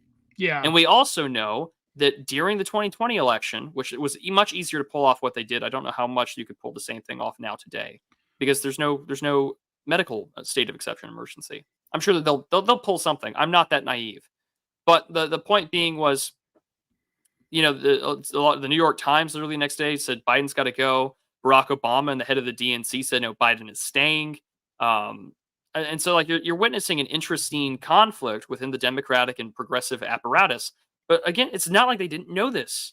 We just saw an article 2 days ago saying that Biden's sundowns around 4:00. And, oh my God! And at the same time that in 2020. There was an article from The Atlantic literally titled "Joe Biden Stay Alive. All we need is your corporeal form to cross the finish line." And so, pot me kettle, you already knew this. It embarrassed you on national TV when it was perfectly set up for Biden to have a hook, line, and sinker easy win where he was going to claim he hit a home run when he was already on third base. And, after hitting and they a triple, brought Jill up. Oh, God. Well, I mean, of course, oh my gosh, you answered every question. And it's just like, okay, my country's a joke. The nice mask off moment for anyone who wasn't already on board with the state of American politics is like, oh, we are literally in a spot where he's not in charge. And everyone already knew this. They were comparing her to Edith Wilson. Yeah, I saw a lot of those references. I just don't like Jill Biden. Like the way that Vogue magazine, like, they put her up more than Michelle Obama, which is incredible to believe. Because do you remember when Obama was there and everyone tried to treat Michelle Obama as if she's some like glamour symbol? It just didn't work. Even like The Simpsons. I remember they had the Michelle Obama Simpsons episode where they're like, no one's as glamorous as you. And like Bart Simpson said that. No, Nelson Muntz. They got Nelson Muntz to say that no one's as glamorous as Michelle Obama, including the Queen of Jordan, is not as glamorous. Have you compared the Queen of Jordan to Michelle Obama, or when she was the Queen of Jordan at the time?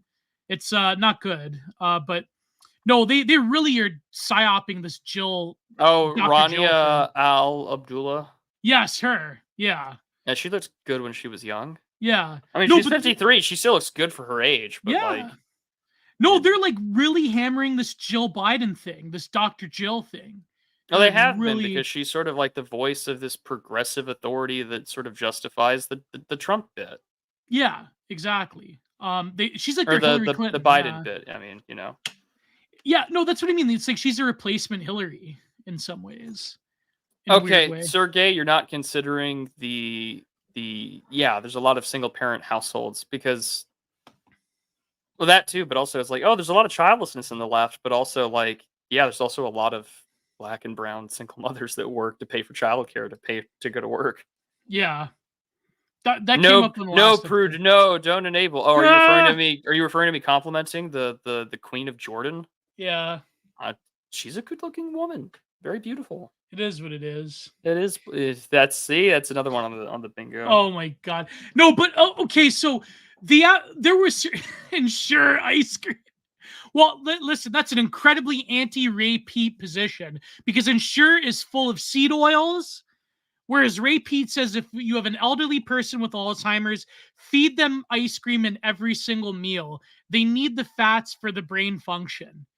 The bioavailable fats, the healthy fats that are present in ice cream. So that is an incredibly anti-Ray Pete position. Ensure over ice cream. Ice cream will always be better than Ensure, according to Ray Pete. Anyways, so no. Who cares about Jill Biden? There was moments where I thought that they were going to drag Trump into a quagmire, into an ambush, when they talked about, they got him to denounce about J6, but also the abortion issue is another. But you go ahead, Purdue. Let's go through it one by one. My general impression was that Trump did good. You want to go through the issues one by one? Oh. Some of them were just stupid. I don't know why they brought them up on the stage. There's so many other issues America faces. But my general impression was that Trump did really well, but there were certain parts where he's forced to, because of the nature of a presidential debate. You can't have a negative discourse. You can't say that this issue doesn't matter. So therefore, you have to say something in the affirmative. For example, when they talk about Black people, of course, they had to bring up Black people in America, right?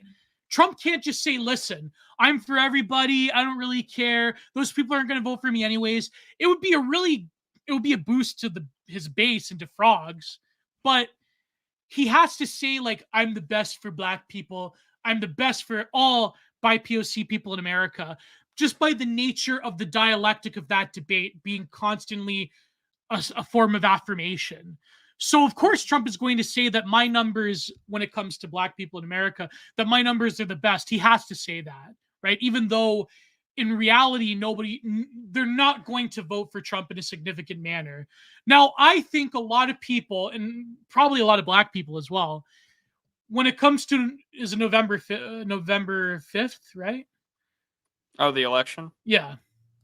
I'm sure November 4th? I think it's November 4th. I'm not sure. November 4th, yeah. Election day. Let's just find out. Nope, November 5th, Tuesday. Oh, I was right. Yes. So that Tuesday, November 5th, I think a lot of libtards are just going to sit home. They're not going, like, there may be a few of them that will be galvanized by people like Joy Reid in the media that says that it doesn't matter that he lost the debate, you still have to vote for him anyways, because if Trump gets elected, there's going to be fascism in America. You're going to be put into a camp. You're going to have Giga Chads inseminate you in the Gilead camp, you know? So there'll be a few people like that. But when it comes to the vast majority of apathetic voters, I think there's going to be, you would think with the media buzz and with the election seeming more existential than ever before, I could be wrong about this, but a lot of people are going to basically just sit home and not vote. Now, however, in Canada, I think that a lot of people are going to turn up to vote against Justin Trudeau, but that's a hope I have. But in America, I don't really see the enthusiasm for Biden, because when even smart people are like, okay, say what you want about like the black vote or whatever, but as much as I think he's evil and as much as I think he's kind of like a clown in some respects, you got to hand it to someone like Van Jones. Van Jones is genuinely a smart guy. You would agree, Prude? Van Jones is a smart guy. I don't think I would ever endorse that statement in my life. But he's okay. Okay, you know what I mean. As a useful tool in the progressive media toolbox, he's very useful. Yes, okay. So say a guy like Van Jones and a guy who's a seasoned political activist like James Carville, who was basically Bill Clinton's hatchet man, right? I love James Carville. I love James Carville, yeah. Total like I'm trying to dress up like a black guy, just going to these like conferences and podcasts, being like, "You guys are all morons. This is how we did it back in Bill Clinton's years." And I think like James Carville understands that like half the Democratic like progressive base is like, dude, we're gonna like kill James Carville, and it's just like I find him funny because it's like listening to Alan. It's like listening to Alan Dershowitz, is what it is. Yeah, it's a delicious throwback. Yeah, it's a throwback to a whole other time. If he said was it We Need a Broderick, or was it someone else that you could find her if you drag $100 bill through a trailer park? I think he said that about We Need a Broderick or someone like that. Yeah. He would be so crucified nowadays, right? But my point being is that Van Jones is someone who is perceptive enough to realize, like, oh my God, this is bad. This is going to be another white lash. It's over, right? But I think that you have a lot of people. I know that a lot of like quote unquote smarter people that write for the Atlantic or write for the New Yorker, they were also doom posting about this. But whether it's going to sway the general election, I don't really think. People have like very short-term memories. It's 5 months away, whatever. But I do think that it does show a huge fissure within the halls of power when it comes to the question of Joe Biden's competency itself. Now, I don't know, what do you agree with? What do you think about Tucker Carlson saying that actually Obama is not on board with Biden, even though he had to come out with this public statement supporting him? I don't know. I'm not an insider, and I don't know. Maybe, but I think that it's pretty clear. Lest he dies, literally that. Lest Joe Biden slips this mortal coil, I don't see him going anywhere. Yeah, true. It's too late. Yeah. All the campaign apparatus is there. Why would you lose the incumbency advantage? Well, plus it's so unprecedented in America, whereas places like Britain, it's not. To just replace leaders. I mean, we've replaced people before, but I mean, it's not. That's the word I'm looking for. It's not. It's like Gerald Ford, right? Well, we've never done it this close to the convention and this close to elections. Yeah, not even back then, not even before the modern era, like way back in the 19th century or whatnot. It's never happened. I mean, it's slower than. It's different. Yeah. So I just think it's. Again, every election is unprecedented waters. No, but that's what I mean, though. I think it would be. I personally think if Biden were to come down with something serious, it would be like a total crisis. I mean, it would be something else. But in terms of the debate itself, like, okay, let's go through. What was the first issue that they did? What was the first issue? I'd have to seriously.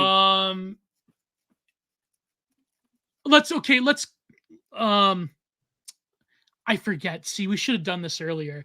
I didn't see myself really covering this in full detail. I mean, the real takeaway out of this was, of course, a sort of Kennedy Nixon moment where on the television he sounds awful. He looked awful. He looked dead. He spaced out. His mouth was never really closed, and when it was him baring his teeth, trying to stay alive.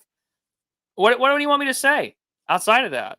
You know, like it for us. For us, we're watching absolute panic. On a policy position, there's a lot of stuff I disagree with Donald Trump on. But I also know in the reality of how the American electoral system works, until you get rid of until you get rid of every single congressman's APAC guy, like come on. Come on. Yeah. So yeah, okay, there you go. Hubert Humphrey was parachuted into the nomination of the DNC in '68. Oh yeah, well, it did not. That's right. It did not help that RFK got blown out of the water earlier there. Yeah. And LBJ said no. Yeah. So I mean, like, there's that too. Well, wasn't LBJ elected eventually? Right? Yeah, in the 1964 election where he blew out Barry Goldwater. Oh no! Goldwater was that old that he was in the 1964 election? Yeah, Barry Goldwater of Arizona, also a long-standing senator. He's there. So he was like a dinosaur when he ran in, in the 80s, right? He was like a dinosaur by then. I mean, he lived a pretty long life, but I mean, he was already an older gentleman when he ran in '64. But I mean, like Ross Perot was the 60. Well, Ross Perot died 2 years ago. Oh my God! Really? Ross Perot died in 2019? How old was he? Ross Perot died in 2019. He was 89. He was born in 1930. Whoa! Ross Perot was almost 90 years old when he died? That's crazy, man. Well, Ralph Nader is 90. Ralph Nader is 90? Hey, it's not the 90s anymore, Geo. People are old. Man, it's been almost 40 years. I remember Ralph Nader was like kind of like a middle-aged hip guy back in the day. You know what I mean? Like Ralph Nader was like the alternative. Like him and Kucinich were like the closest to like alt-left you could get before Bernie. Well, Bernie's getting up there. Bernie's like almost 90, right? I'm pretty sure. Yeah. Well, he vacationed in the Soviet Union, so I mean, come on, you know. Bernie Sanders is 82. He's born in 41. Oh, there you go. There you go. Oh, Shane Swenson's listening. Shane Swenson recently did a materials lecture on iconography. Oh, good. You should learn from him, Prude. He's pretty good.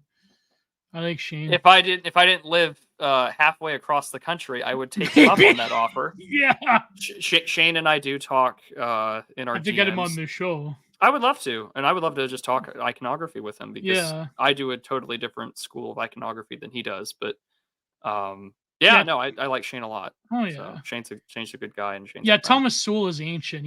Thomas Sowell is ancient. Isn't he retired? Same with the Pat Buchanan. They can't write anymore. They've both kind of stopped writing. Yeah, unfortunately, but no, but so okay. Here's what I want to talk about, Prude. Okay. There were various points where, for example, I disagree with Trump when he talked, of course, with Israel, but when he talked about Europe, I think like his whole thing about not paying their fair share is sort of like an older boomercom point that doesn't belie the realities of what's actually going on when it comes to America's relation to Europe. But at the same time, Biden is also screwing over Europe because he's expecting them to wage the war in Ukraine that is unwinnable from their perspective. Well, I mean, America is still the largest funder of that ongoing conflict. Trump's position has been the sort of realist critique of buck passing. Like America has been the place where people pass the buck to pay for it, and he wants them to at least achieve their 2% of GDP spending on NATO, or at least for their defense budgets. Right. Which that has happened by nature of this conflict, but it also happened under Donald Trump.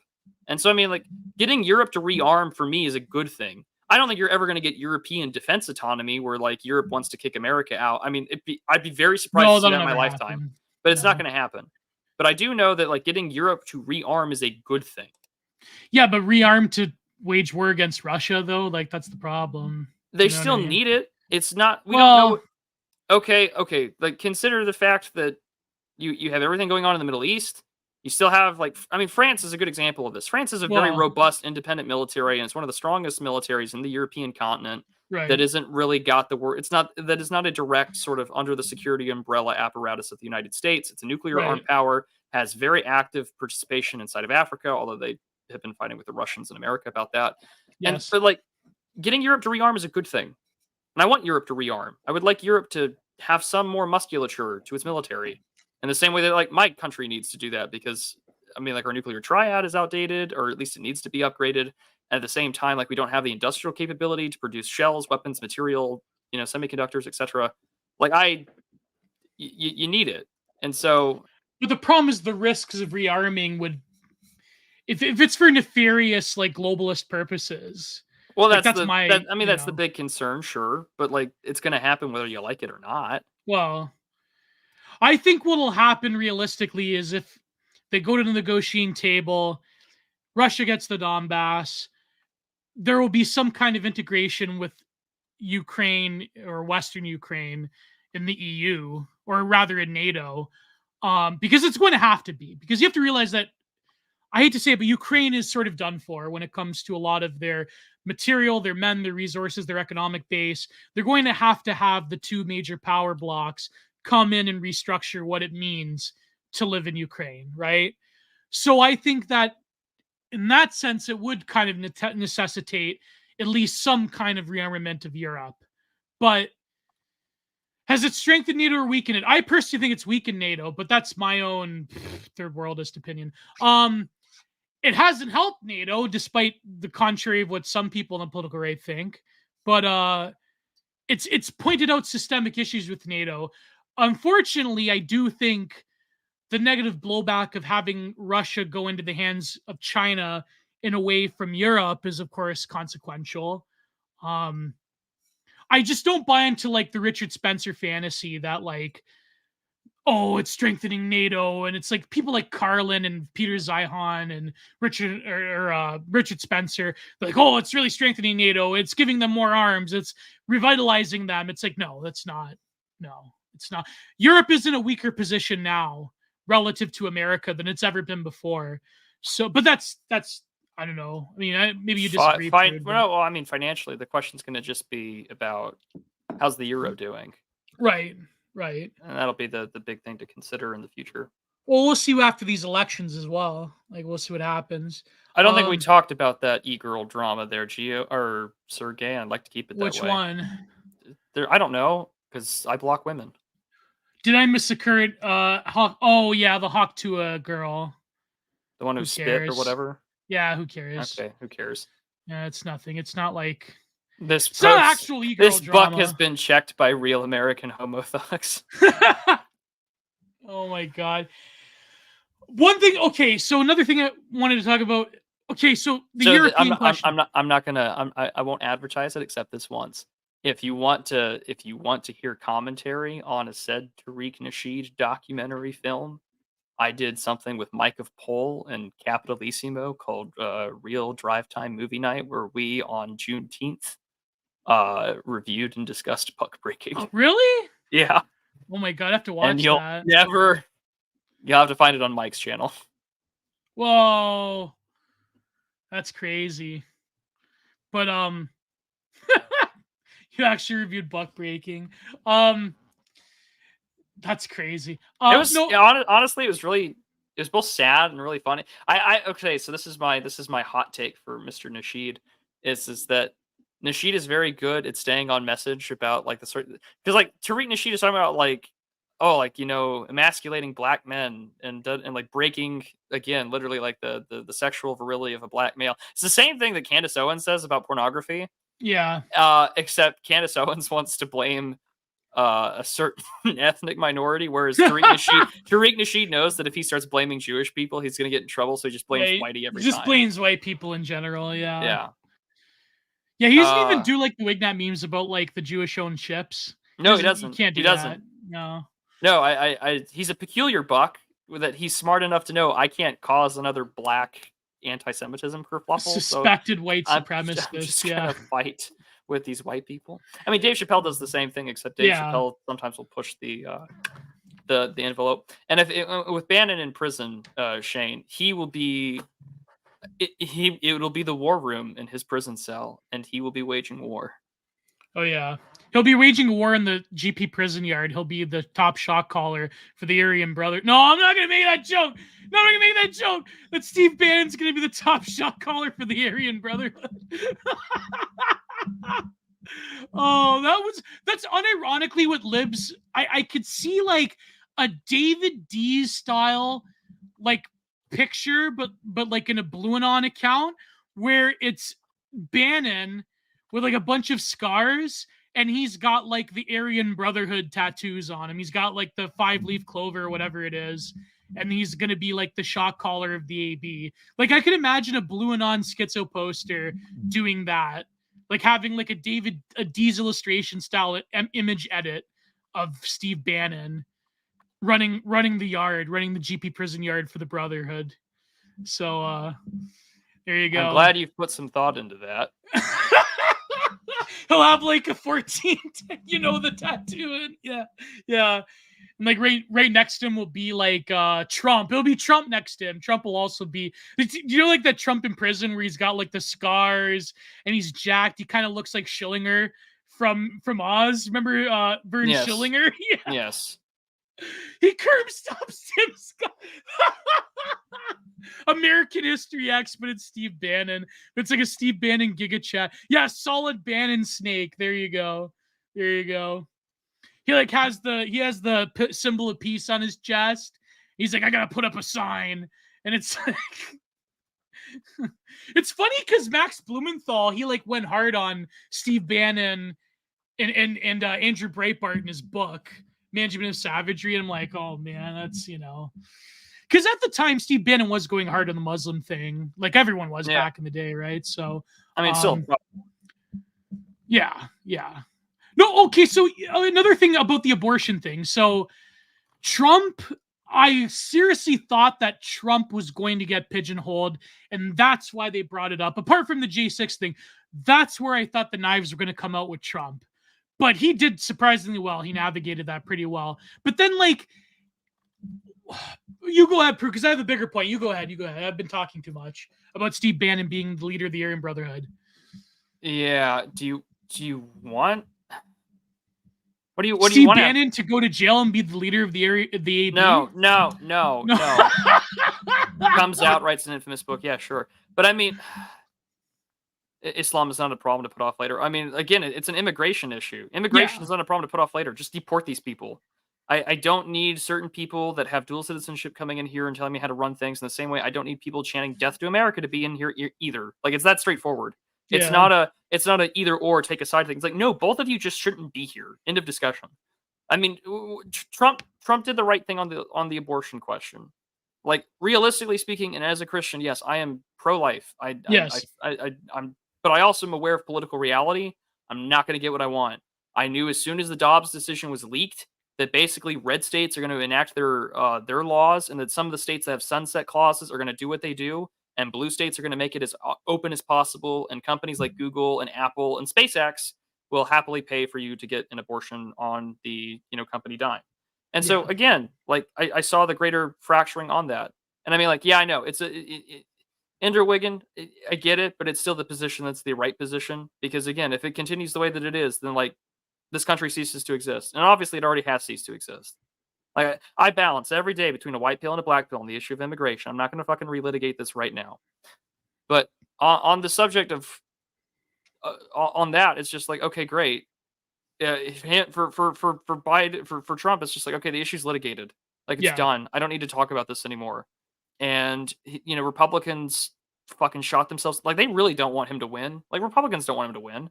Right. At least the GOP as an institution doesn't. Because like some of these people were like, well, actually, we should just go it further and go after IVF. And it's like, again, on moral principle, yes, IVF destroys more embryos than an abortion does. And like, yeah, technically, and I mean that is life. But also, but it's a harder sell than actual. It's a way harder sell, because again, America's already got a fertility problem, and it's a lot harder to sell the idea of people trying to have a family through medical technology than it is otherwise. And so it's just like Trump has done the correct thing by washing his hands of it and simply saying, I've done what I've done. It's over. It goes to the states. I'm not talking about it anymore. It's like if you went after birth control, as much as we think it's wrong, it's not. Yeah. I mean, the pill itself is an atomic bomb. You've Oh now yeah. essentially, I mean, and I hate, again, this is old talking points, but it's just like you gave one half of the entire human species, females, to basically control when and when they don't have kids on a hormonal level that not only affects everything that we like consume in terms of like our medicinal stuff, hormonal changes, it changes their mating patterns, it changes their psychology and their neurochemistry for years on end. It's like, actually, no, like it's been a disaster. But again, you can't relitigating that now. It's about, again, it's about reality. Like, Well, it's about packaging because like I was actually talking about this with someone where she was saying like back in the day, you know, if you were like in Christian circles, you were aware of the negative health consequences of the pill, which there are numerous, right? But because it was packaged in this like evangelical Christian, like moral majority crusade stuff, a lot of women were inclined to ignore that. But I think like if you were to package it as sort of like a weirdo, hippie, new age, crystal, TikTok, crystal video type of thing, I was like, well, actually, the pill like has negative consequences for you. I think that's an easier sell than this like boogeyman of like the Gilead, Handmaid's Tale, Republican control women's bodies. You know what I'm trying to say? Like, I think that you can definitely talk about the negative consequences of the pill without it being packaged in, you know what I mean, like in this sort of like moral majority type of way. That's this ancient archetype in the American psyche for some reason, even though the moral majority is dead. But you know, yeah. well, sure, and I think that there is a point that Catherine made. And I think that we will live to see it. I don't know if it's happening on her Mm, timeline, but the backlash specifically from women on sex positivity. yeah. The article she wrote, I think it's like a 2-year-old article at this point. I think that one is a very prescient piece of hers. Because for men, our issues we talk about them all the time in these spaces because it's a primarily male dominated space and we don't really talk to the opposite sex. You and I get to see glimpses of this because you and I we both have girlfriends. Hmm. So we see like a very narrow window of these perceptions based on the media that they consume. And Right. so, like, for all intents and purposes, my girlfriend is a very normie woman. I'm very thankful for that. Because again, Mine is not. So I yes, don't know. My perception's kind of skewed, but your yeah. perception is kind of skewed. So I get a taste of normie world every now and then. Yeah. And it's always interesting just listen to these people and like these women, influencers or people on Instagram where they talk about like actually the culture that I went to college in has actually really warped my perceptions about the idea of getting married. And they're kind of Right. having this weird, I know, it sounds crazy, but women are kind of having like a weird look in the mirror moment.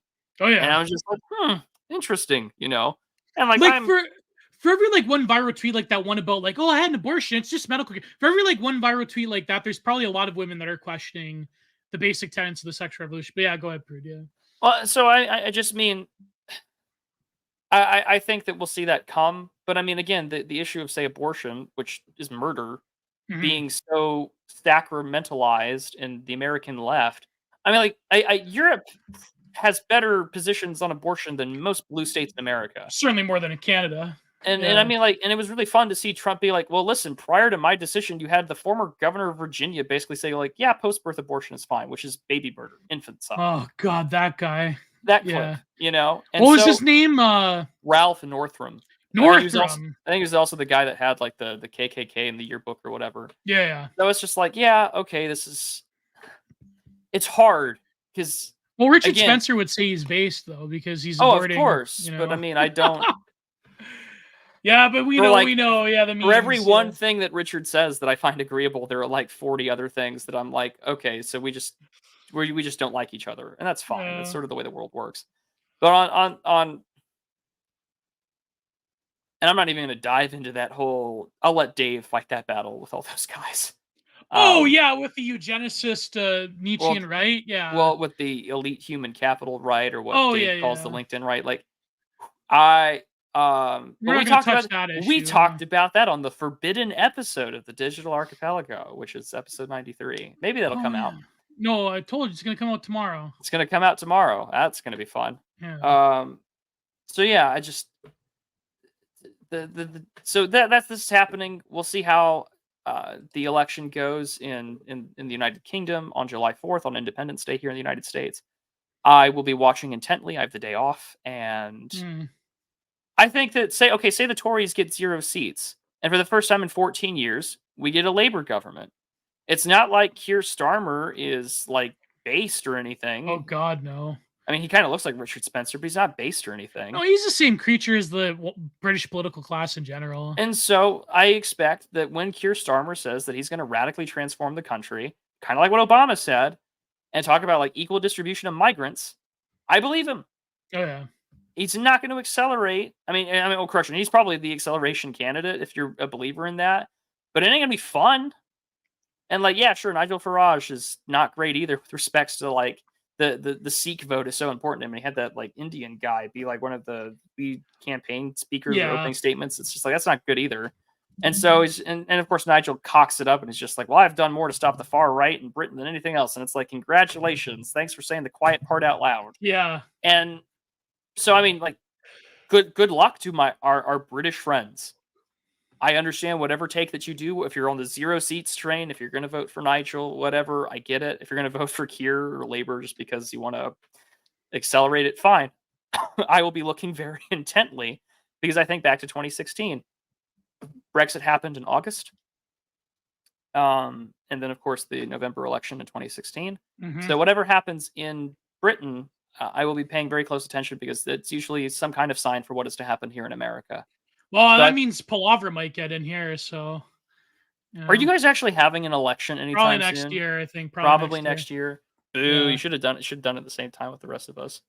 That's what my old man said. He's like, they should have just called if they called an election today, Palaver would get a majority. The Conservatives would get a majority. So we'll see what happens.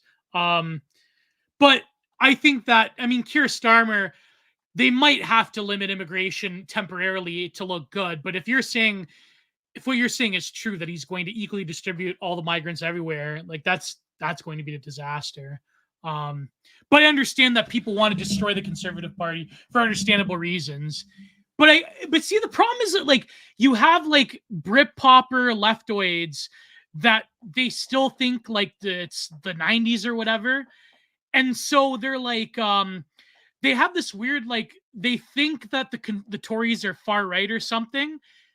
And so the reasons for hating the Tories are not like real, but it's really weird because the Tories have given them every victory that they've ever wanted. All the hate speech laws, all of the mass immigration, basically making Brexit an irrelevancy, has all been under the Tory government. So if you're a libtard in Britain, if you're a Britpopper leftist, just vote for the Tories. Because guaranteed Keir Starmer has to do something, at least in the interim, to look good. But I don't know. I mean, again, we'll find out after the election and after a government's formed, won't we? Yeah, true. So yeah, I think that's going to be really the it's going to be how it goes. A is delusional if he thinks Labour will limit immigration. His idol Tony Blair was the one who massively increased immigration. No, Labour will definitely not limit immigration to sufficient numbers, but I think that in order to look good, they're going to have to do something. I don't know. They didn't bring about the communist utopia. Yeah, no commie utopia today. Oh well. I think after a year or so, people are going to realize that the Labour is no different than the Tories, and it's going to be a big, giant disappointment, kind of like Brexit. But we'll see what happens. I mean, Britain's kind of screwed. I mean, Canada's kind of screwed. Like, America's kind of screwed. We're all kind of screwed. But I think in Britain, it becomes obvious that there really is no alternatives. I mean, even Farage, he's got his problems, and I mean, I don't know. Is A's thesis correct that they want to let Trump win now? I don't know. What do you think? I don't know. I think that I don't think the regime wants Trump to win. Obviously, I think that they are acclimating and probably getting ready to accept the fact that some kind of big backlash is coming. Yeah. No, but that's one thing I wanted to say about the election, though. And I don't know if sorry, about the debate is that, okay, basic issues like the climate change thing, who cares about that? I think both Trump and Biden are terrible when it comes to Israel and Europe for different reasons. Of course, Trump is going to have to say like he's like, I'm 100% pro-Israel, blah blah blah. It would never happen under my watch, October 7th.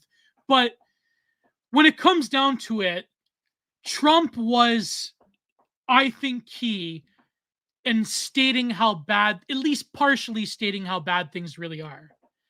And he's like, listen, America's becoming a hellhole and America's being overrun and what we were is being tarnished and these people hate us. And there was this other speech he gave, I believe a few months ago, about these communists in the government. They're very bad. They hate you and me. And it's my job to protect you against them. And I think that was a very powerful message. And it's probably going to be the closest to Trump being based that you're going to get, right? Yeah. But Joe Biden has this very, very refried beans, warmed up message that basically comes from Obama, which is a New Deal Democrat hijacking of like this pro kitsch Americana, this like Norman Rockwell painting kitsch of America, where he's like, I can't believe it. America's the greatest in the world. How dare you say that America's doing badly? Which in a way weaponizes this kitsch version of patriotism, right? This political kitsch when it comes to patriotism. It's very early 2000s, post 9/11 is what it reminds me of. Exactly. Yes. You know, I'm proud to be an American where at least I know I'm free. But really, what that does is it turns a blind eye to the decay and the corruption. Now, my fear is that retards will actually believe Joe Biden's vision of America the way that Obama said, where he's like, America's already great. We don't have to make it great again, because it's appealing to this like ingrained, like post-colonial American exceptionalism that can be weaponized by the left and by people like Joe Biden to instantiate this kitsch vision of Americana, to say that if you question the very foundation of America up to and including the elite-run technocratic version of the transnational progressive empire, then therefore you're anti-American. Therefore, Trump is a traitor. Trump is delusional. And actually, everyone agrees that America's the envy of the world and America's the greatest, right? America's that shining city on the rock. Yeah. So you had those two visions. Trump is the stark realist. We're going to hell in a handbasket, and I'm going to change things, and America can become great again. Whereas Joe Biden is saying, how dare you say that? That's not real America. America's already great. America's will always be great. It's this really delusional type of like hijacking of the manifest destiny thesis of America. So you saw those two visions being played out in real time. And I think that Joe Biden, but the fact that he's saying this version of America coming from this demented, sclerotic, blank stare, an empty bliss beyond Joe Biden, the fact that it's coming from him really reveals the threadbareness of that thesis of America. That's the Trumpian thesis of America, that things are broken, that we need to do better, that we can be great again. And if you elect me, it's going to be great again. We're going to kick him out and we're going to build the wall. It's going to be 10 feet higher. That is, I think, going to be a winning rhetorical step. But the fact that the media is demonizing that version of Americana so thoroughly, to the point where they're saying Trump is a seditious traitor because he's like admitting that America could be vulnerable. To me, I think that's going to be the battle of the hearts and minds of people that are going to vote in November. So I don't know what you thought about that, Prude, but that's that's the model, right? Like, this is what we know that's coming. Right. So I mean, what else am I to tell you there, other than like, I agree that that's sort of where we're going. Yeah. So you're not going to get any disagreements from me on that one. Just like I know that is what is to come. And that's why America, unironically, is like an idea. Not to say that America is an idea. America has a very distinct founding and was founded by a very distinct people. But in terms of what, like, modern, like postmodern Americana, it really is like an image. Well, it can be anything that you want in that Yeah. respect. At a certain Yeah. point, it stops being what you and I would identify with in our own sort of right wing, heuristic for what is America. But like, I can't do much about that in that respect either anymore, anyways. Right. So it's just like, all right, well, that's the world I'm in. Man, I thought the election was going to inspire more discourse in digital arc, but I think we'll see as it gets closer. I mean, yeah. I think again also that anytime we talk about like normie rank punditry politics, half the chat is just like, "Fuck you! Why does this matter?" And then Let's the talk other about half e-girls is like, again. the other half is like, "Actually, this is important." And it's just like, well, you're not going to win. You're not going to make everybody happy. But I just right. But I do think the competing visions of what America is what's really at stake. That is the permanent state of affairs in that one, and I do agree with that wholeheartedly. That we're gonna have to that kind of fight is gonna be here for the long haul. Yeah, but okay, so I know we always talk about it eventually, but what happens if Biden wins and he can't really be the president anymore because of health issues? I suppose we'll find out who. Maybe Kamala isn't the vice president. We don't know. I'm very curious to see what happens in that respect. Would love to know. Really would. But again, only time will tell. Yeah.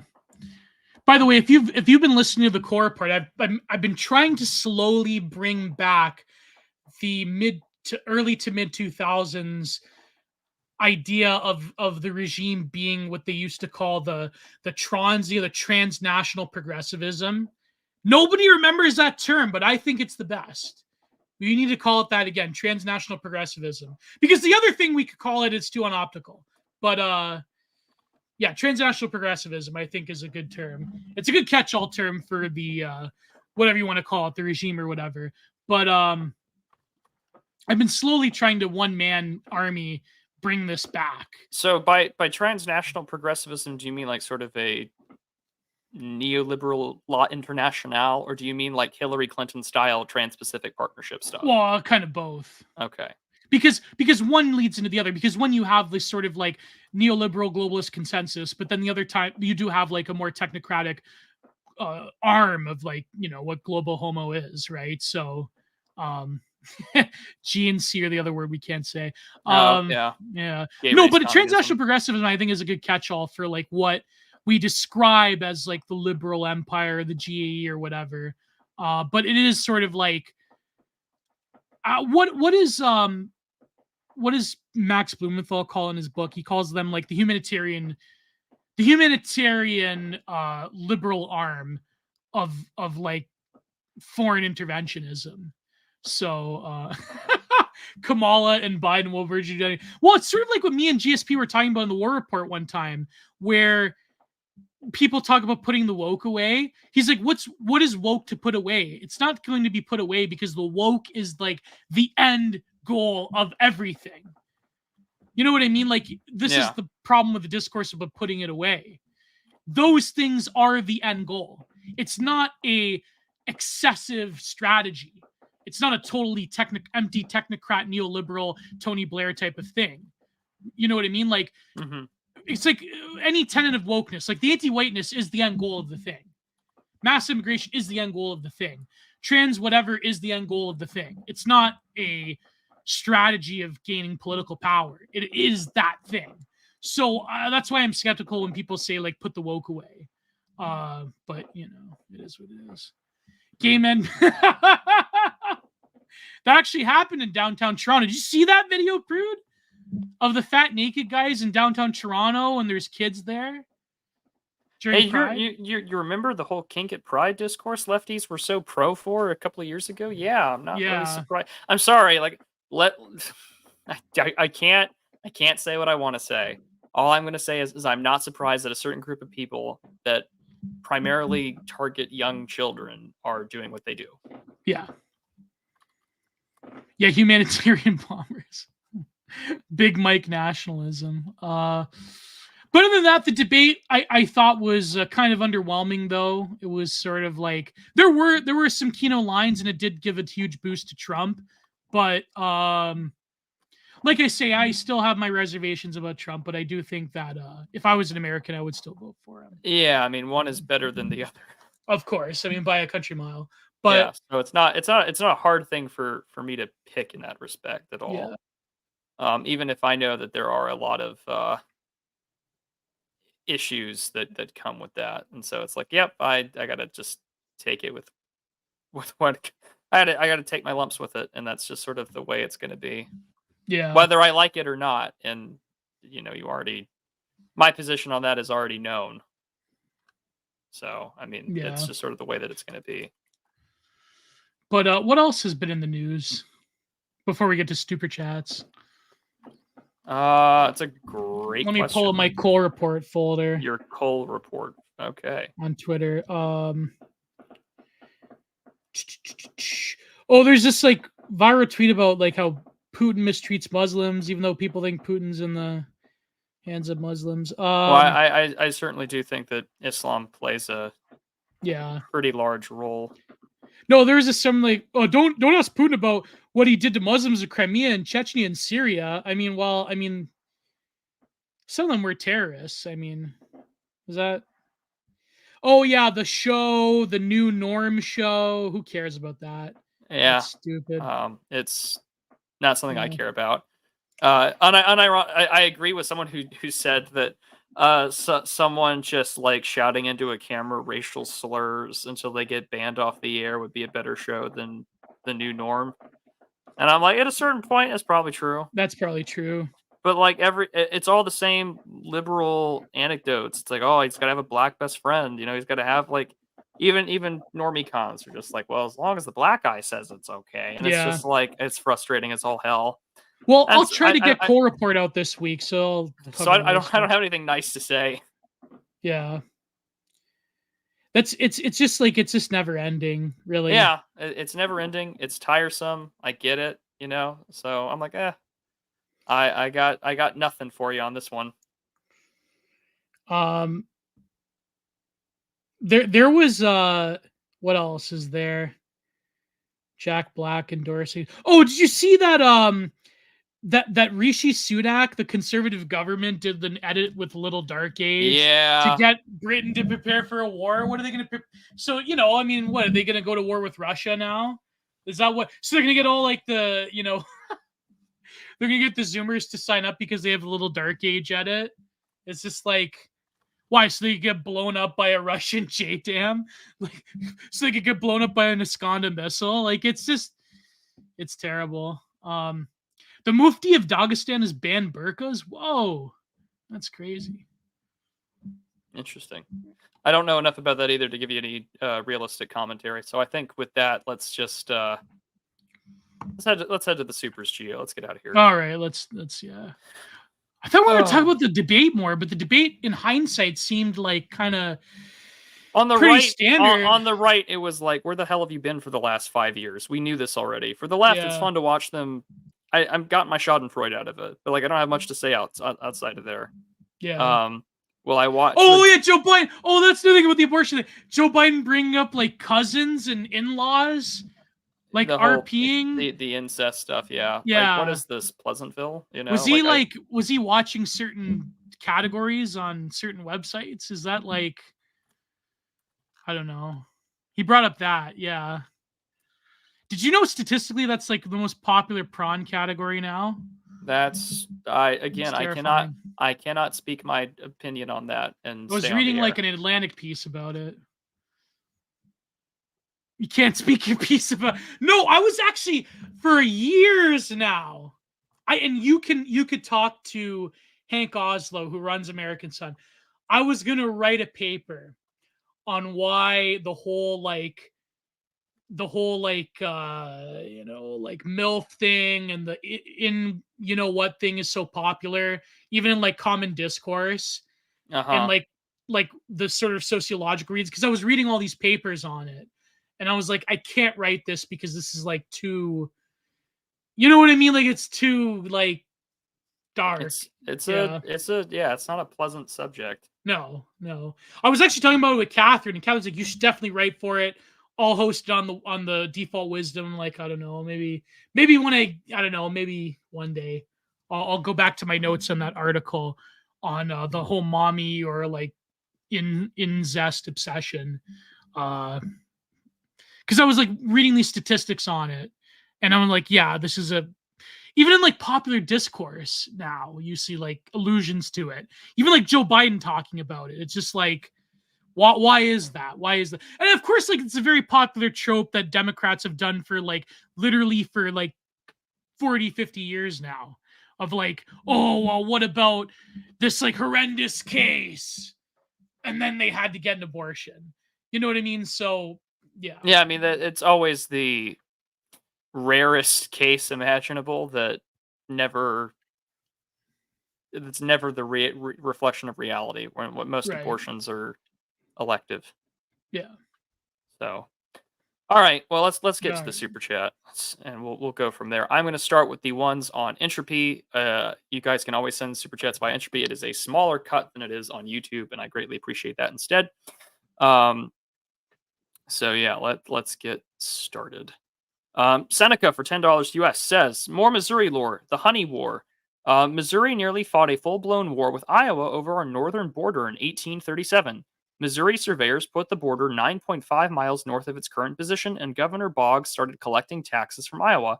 Iowa Whoa. weren't happy about this, and shooting almost started, but it was settled. Well, there you go. It's an interesting piece of history I never knew about. Seneca, you should submit a guest piece to the Old Glory Club about that. That's Why do they really call it the cool. Honey War? Again, I would love to know. So I guess we'll have to look that up. Interesting. Graham McCann says, Happy Canada Day. Happy Dominion Day. Oh yeah. Dominion Day, yeah. Sam153 says, Happy Dominion Day. Poor Oilers. You think they'll come back next year, Geo? Oh, go ahead. What were you gonna say, Prude? No, there's another part to his super chat, but I'll wait till you're done with your part. Okay. Yeah, I mean, I think the Oilers, if they make a lot of strategic moves in terms of trades, if they beef up, I mean, goaltending is obviously an issue as the way it is with Toronto. But they do have a solid core, but I do think they need more beefier defensemen. They need guys, partially because Evander Kane was playing injured this year. They need bigger guys to really protect Connor McDavid and Draisaitl, but also they need more of a defensive core. But other than that, they do have a pretty good unit. It's just that when it came to the playoffs, the bottom guys really did shine, which I think is encouraging. So they probably do have another good run in them. But unfortunately, Connor McDavid, he's approaching 30 years old. His best years are going to be with the Oilers. I don't really imagine him signing with another team. So they're going to have to win a cup in the next few years. That's the limit before Connor McDavid. Because you got to realize, unlike Austin Matthews and a lot of other top guys, he's being headhunted every single game. Every single defenseman's going after Connor McDavid, and the guy takes hits like a champ. He takes way more hits than a guy like Austin Matthews. So I could imagine a few good hits could shorten his career, like Eric Lindros back in the day. So they have a few more years to win a cup. That's my opinion on the Oilers. But what was the second part, Prude? Oh, it was Sam153 asking how is the game stuff coming out, and I said that I should have it out by the end of July because Charlie Mackey wants my Cruelty Squad review, and Charlie Mackey is going to get his Cruelty Squad review. Whether it comes, I mean, it may come out as a Substack because I just started writing it down, all my notes. So I still have to do the shunning. It may start as a Substack piece that I eventually turn into a video, but that will go on a second channel. Just because I'm not gonna put video game stuff on this one. I mean, when I do live streams on this channel, they always get paywalled instantly. I've also thought about just like doing some of these reviews that I have in mind. Like I have so much conversation shit. I'm actually writing this is totally sidetracked. I am writing a video or I am writing a review of Sons of the Forest because Cap and I just beat the plot, and I'm still playing it on the side because I like the base building mechanics, but there's a lot of stuff coming there. Pac-Man Respector sends in his super chat via Entropy, says, Good evening, fellas. Geo, when do you think episode 93 will be re-uploaded? That was my favorite stream so far this year.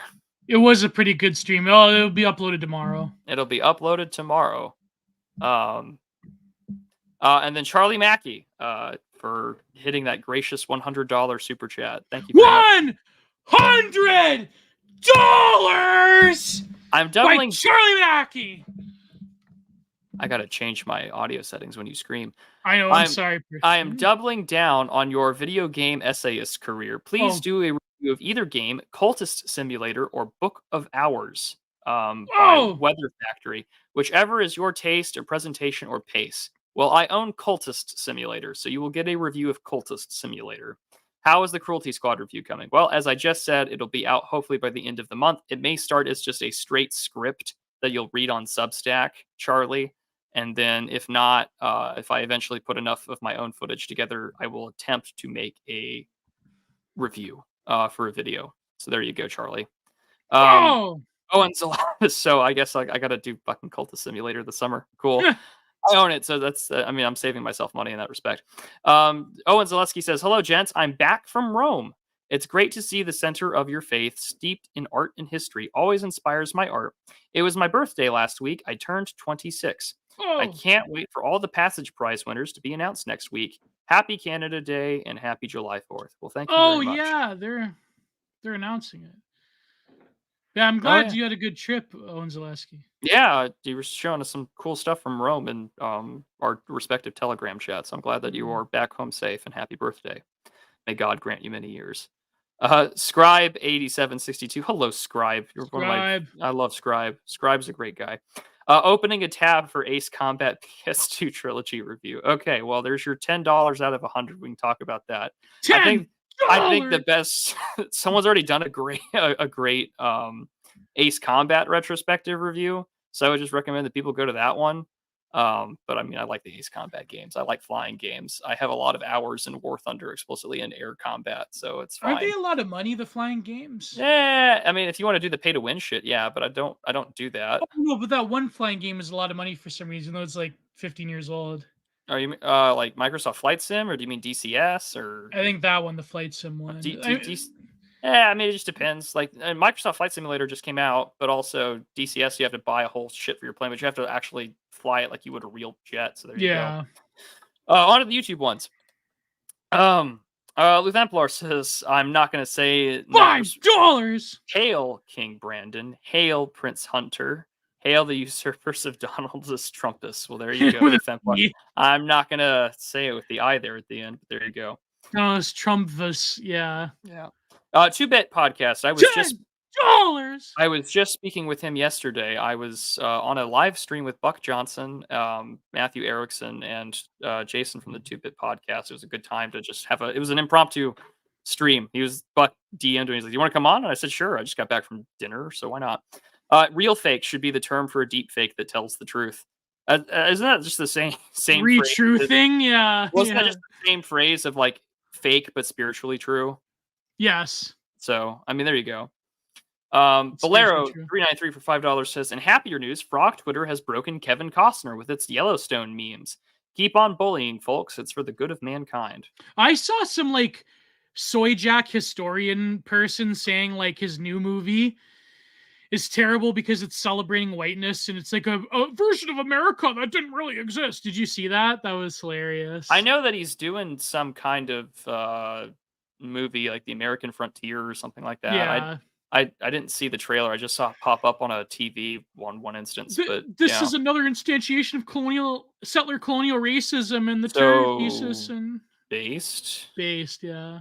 Anyways, Peter Thistle, he says, "Great stream, guys. We're looking for more frogs in the northeastern Florida area. If you're out there, find us through basket weaving." Well, there you go. If you are in the northeastern Florida area, go to the basket weaving Matrix server and also, facilitate your friends and make something happen. It's always good. What is Northeast Florida? That's like, let's get a map of Florida out. I've been to Florida like twice. I can't tell you. I presume that would be like the Jacksonville, St. Augustine area. So the real Florida. the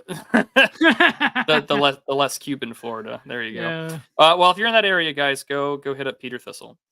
Are you a Panthers man or a Tampa Bay man, Peter Thistle? You'll find out in chat. Well, I mean, the Panthers just won the cup. What am I talking about? Of course he's a Panthers guy. ML Wiz for $4.99 says, "Do you think the collapse of conservative parties is necessary to move politics right, i.e., should we even vote?" As I've said time and time again, voting is the lowest effort thing that you can do as a political actor in the United States of America. It costs nothing. It takes maybe 5 to 10 minutes of your time, if that. Voting doesn't mean shit in respects to your time or your capital, and with respects to your time, money, and effort. The real amount of labor that should be considered, and I've talked about this on like 4 or 5 different live streams in a row on this show alone, is that the real political effort is going to be where you put your money, your time, and your effort lobbying or talking to people, setting up networks, going to meet with other business owners, etc., to facilitate networks that will hopefully make you a little less fragile and a little less dependent on the government. And what's really depressing, if you want to go back in time really quick here, I'm going to read you a quote from Bob Whitaker in 1982. This is from Bob Whitaker. Quote, "The new right, middle American radical coalition must seek to dismantle or radically reform the managerial apparatus of social control, and this objective means a far more radical approach to political conflict and to contemporary institutions. The strategic objective of the new right must be localization, privatization, and decentralization of the managerial apparatus of power. Concretely, this means not only dismantling of the corporate, educational, labor, and media bureaucracies, but a devolution to a more modest scale of organizational units and a reorientation of federal rewards from mass-scale units and hierarchies to smaller and more local ones." Sound familiar? Sound like what some of the same problems are today? This was written 42 years ago. Voting still matters in a lot of respects locally. Nationally, take your pick. Everyone's got an APAC guy. However, it's low. It costs nothing. It costs nothing. Even if you want to vote for a third party, even if you want to fucking vote for the NJP or whatever, like I don't care. It doesn't cost you anything to write someone's name on a ballot. What costs you time, money, blood, sweat, effort, and tears is everything else. So sure, if conservative political parties collapse, something more libtarded will take their place. Well, not necessarily. I mean, okay, maybe in the current Institutionally climate. speaking, someone will take the skin suit and run with it. And I don't see it going further to the right. For the first time in my lifetime, due to these SCOTUS appointments, I'm seeing the reversal of major leftist trends in the first time in decades. Well, true, but it would behoove me not to bring up, to answer this question. Have you heard of the writer Daniel Zblot? Yes. Joel Davis posts about him, right? Yes, I cited that. I've read that book because the whole point of conservative parties is to keep things moving leftward but slower. That they quote-unquote shirk liberal democracy by basically destroying the right-wing opposition. Yes, by containing the right wing. And writing to, and of course it's two Jewish scholars that write this book. Right. Yeah, like I get it. Joel emphatically points out that it's two Jewish scholars. Yeah. But it's a correct. No, I mean it's a compelling read. The bibliography is actually really good on that book. Yes, I bought a copy of that book because of Joel. I'm not gonna lie. Exactly. I wasn't aware of it until Joel posted about it. I cited it in a Substack essay 2 years ago. Not to say I agree with everything that Joel Davis does or says. That's that's getting a book recommendation from someone is not an endorsement of what they do, but still exactly right. The point being that like voting is low effort. It doesn't take a lot of time. There's a lot of other things worth your effort politically speaking. But I bring this up because would that not complicate that thesis though? Because in a way, a lot of the conservative parties have basically put their boot where I live on in the the United States. Right, okay, let me. Okay, if you live in England and if you live in a Canada, place where there are multi-party systems and you can destroy the conservatives, go for it. I would love to see how that experiment plays out. I live in a de facto two-party state that are essentially the same America, one. Yeah.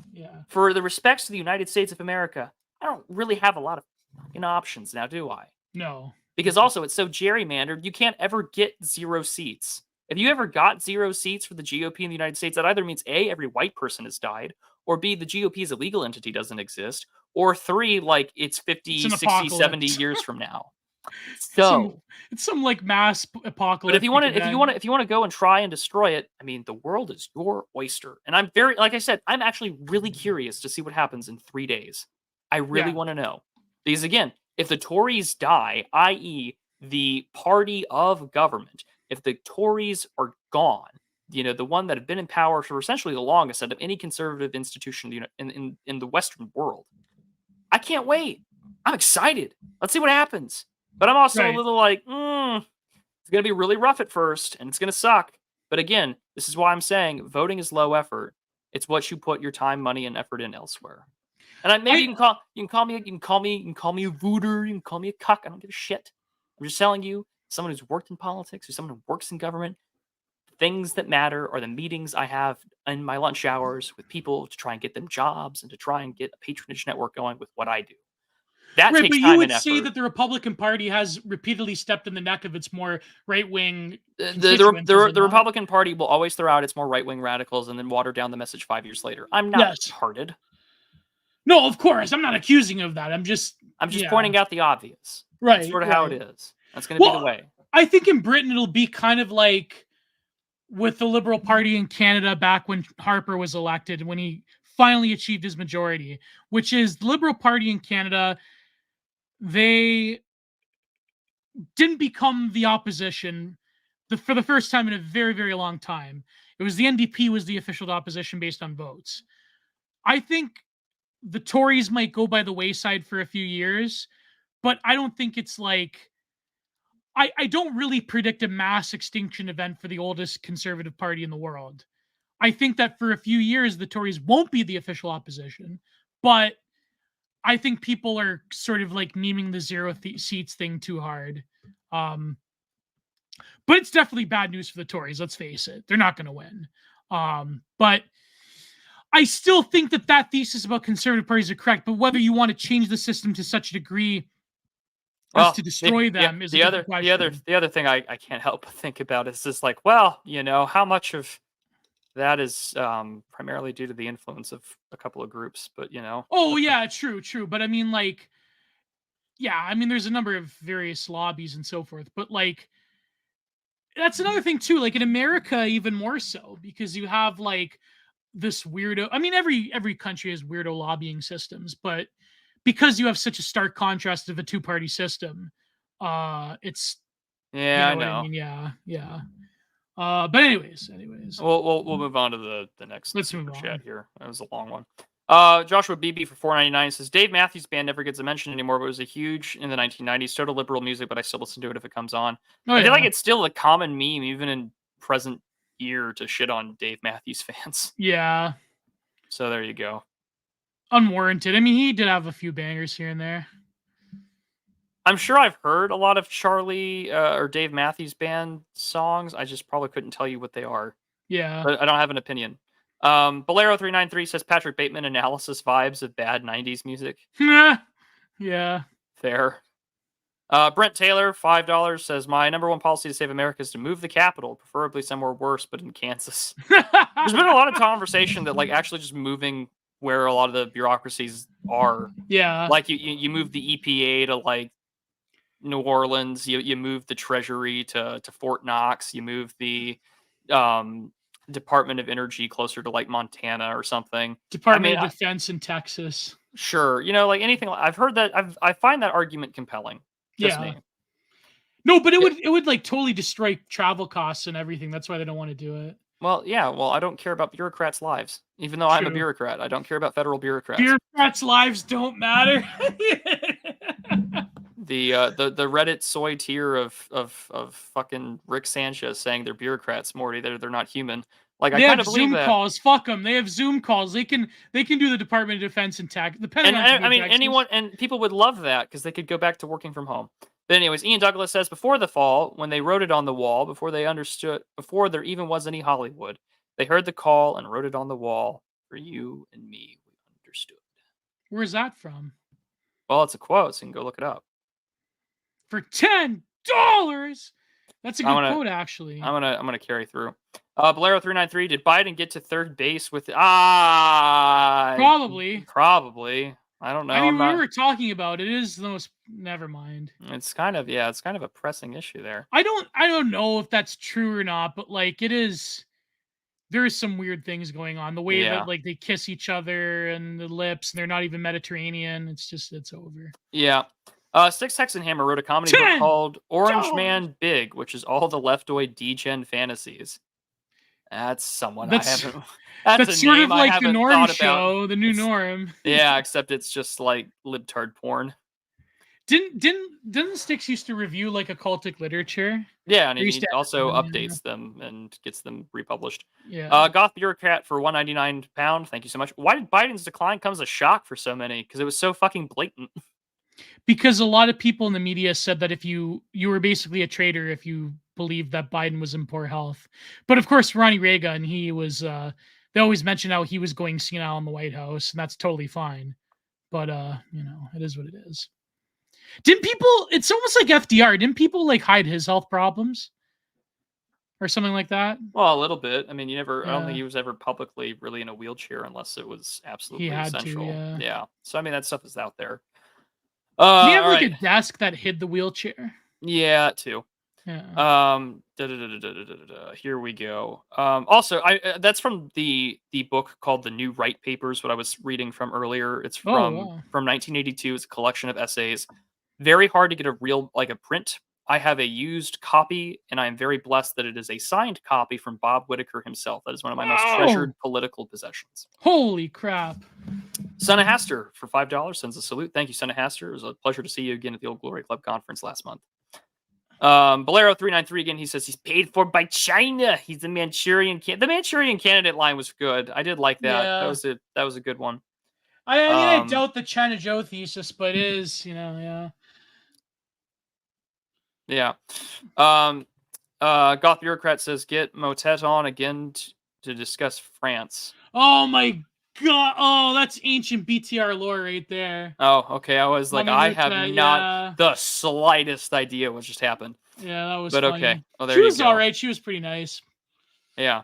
Yeah. ML Wiz for $4.99 says the 42-year-old quote was on point. Thank you for the answer, gentlemen, and Geo for playing for Devil's Advocate. Yeah, I mean, like, I think it's it's different when you're in a multi-party system. In America, I think that you're kind of stuck with what you got until there's some substantial taking over of that institution.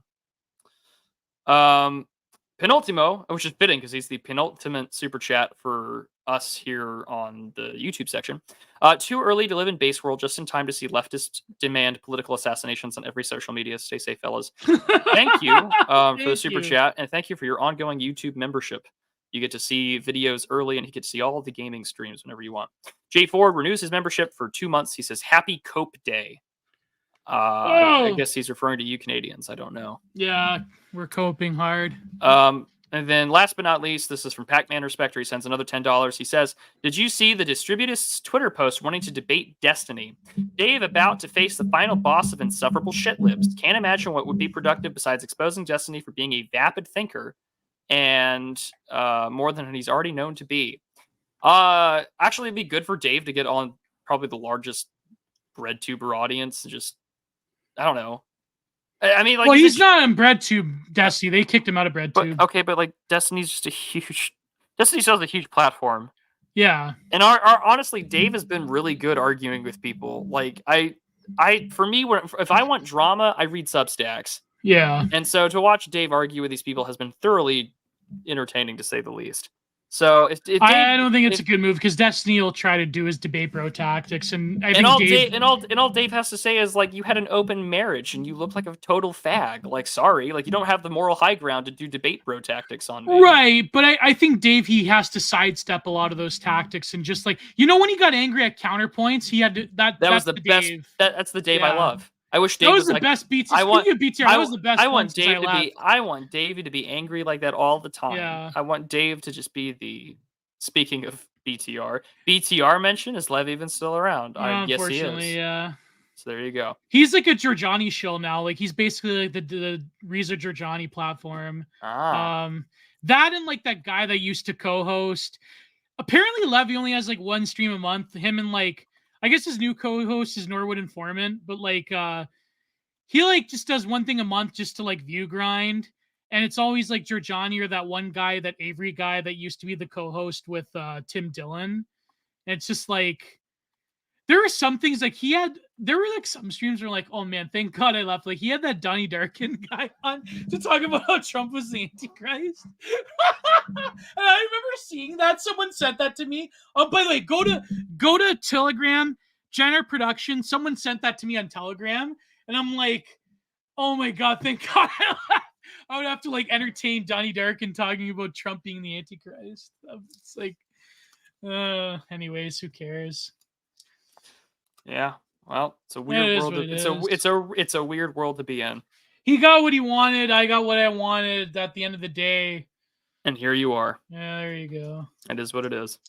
So next week we'll finally be talking about postmodernism and Habermas. Unless like something kicks off in terms of the news, but hopefully, the libs have got their sieve out of the way in the fast feed. Who never know? But then isn't next week they're gonna sentence Trump? So I was about to say, well, if we do the show on Tuesday, yeah, that's when the sentencing stuff happens on the 11th. Oh my god! Oh, hold on. I'm misreading that. Hold on. The 11th is next. The 11th is next Thursday. I haven't changed yes. my calendar. Forgive me. Yeah. So no, if we do the show on the 8th or the 9th, it won't matter. But we will get to talk about the UK elections. Yeah. There you go.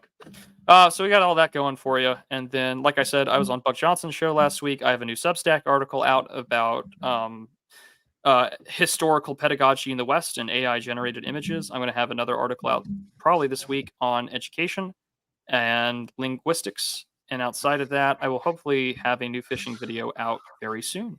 Yeah, I have to get back to genre reviews. I still have to do the shunning. And tomorrow I'm going to release the episode 93 of Digarc. So, and hopefully the core part will happen on depending on how much time I have, because I have to really go back to doing content minded. I wanted to do something special for content minded. Maybe I'll just do that. I'll do a content minded this week. So we'll see what happens. Because the core report, I kind of have to do them because there's so much stuff that just piles on. And it's kind of like, by the time you get to like, if you skip a few weeks, it's just old news.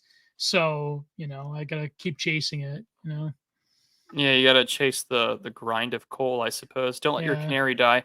Patreon.com/genreproductions. Yep, subscribestar.com/theprudentialist, and we will see you all next week. God bless. Goodbye. Too sweet. See you, gents.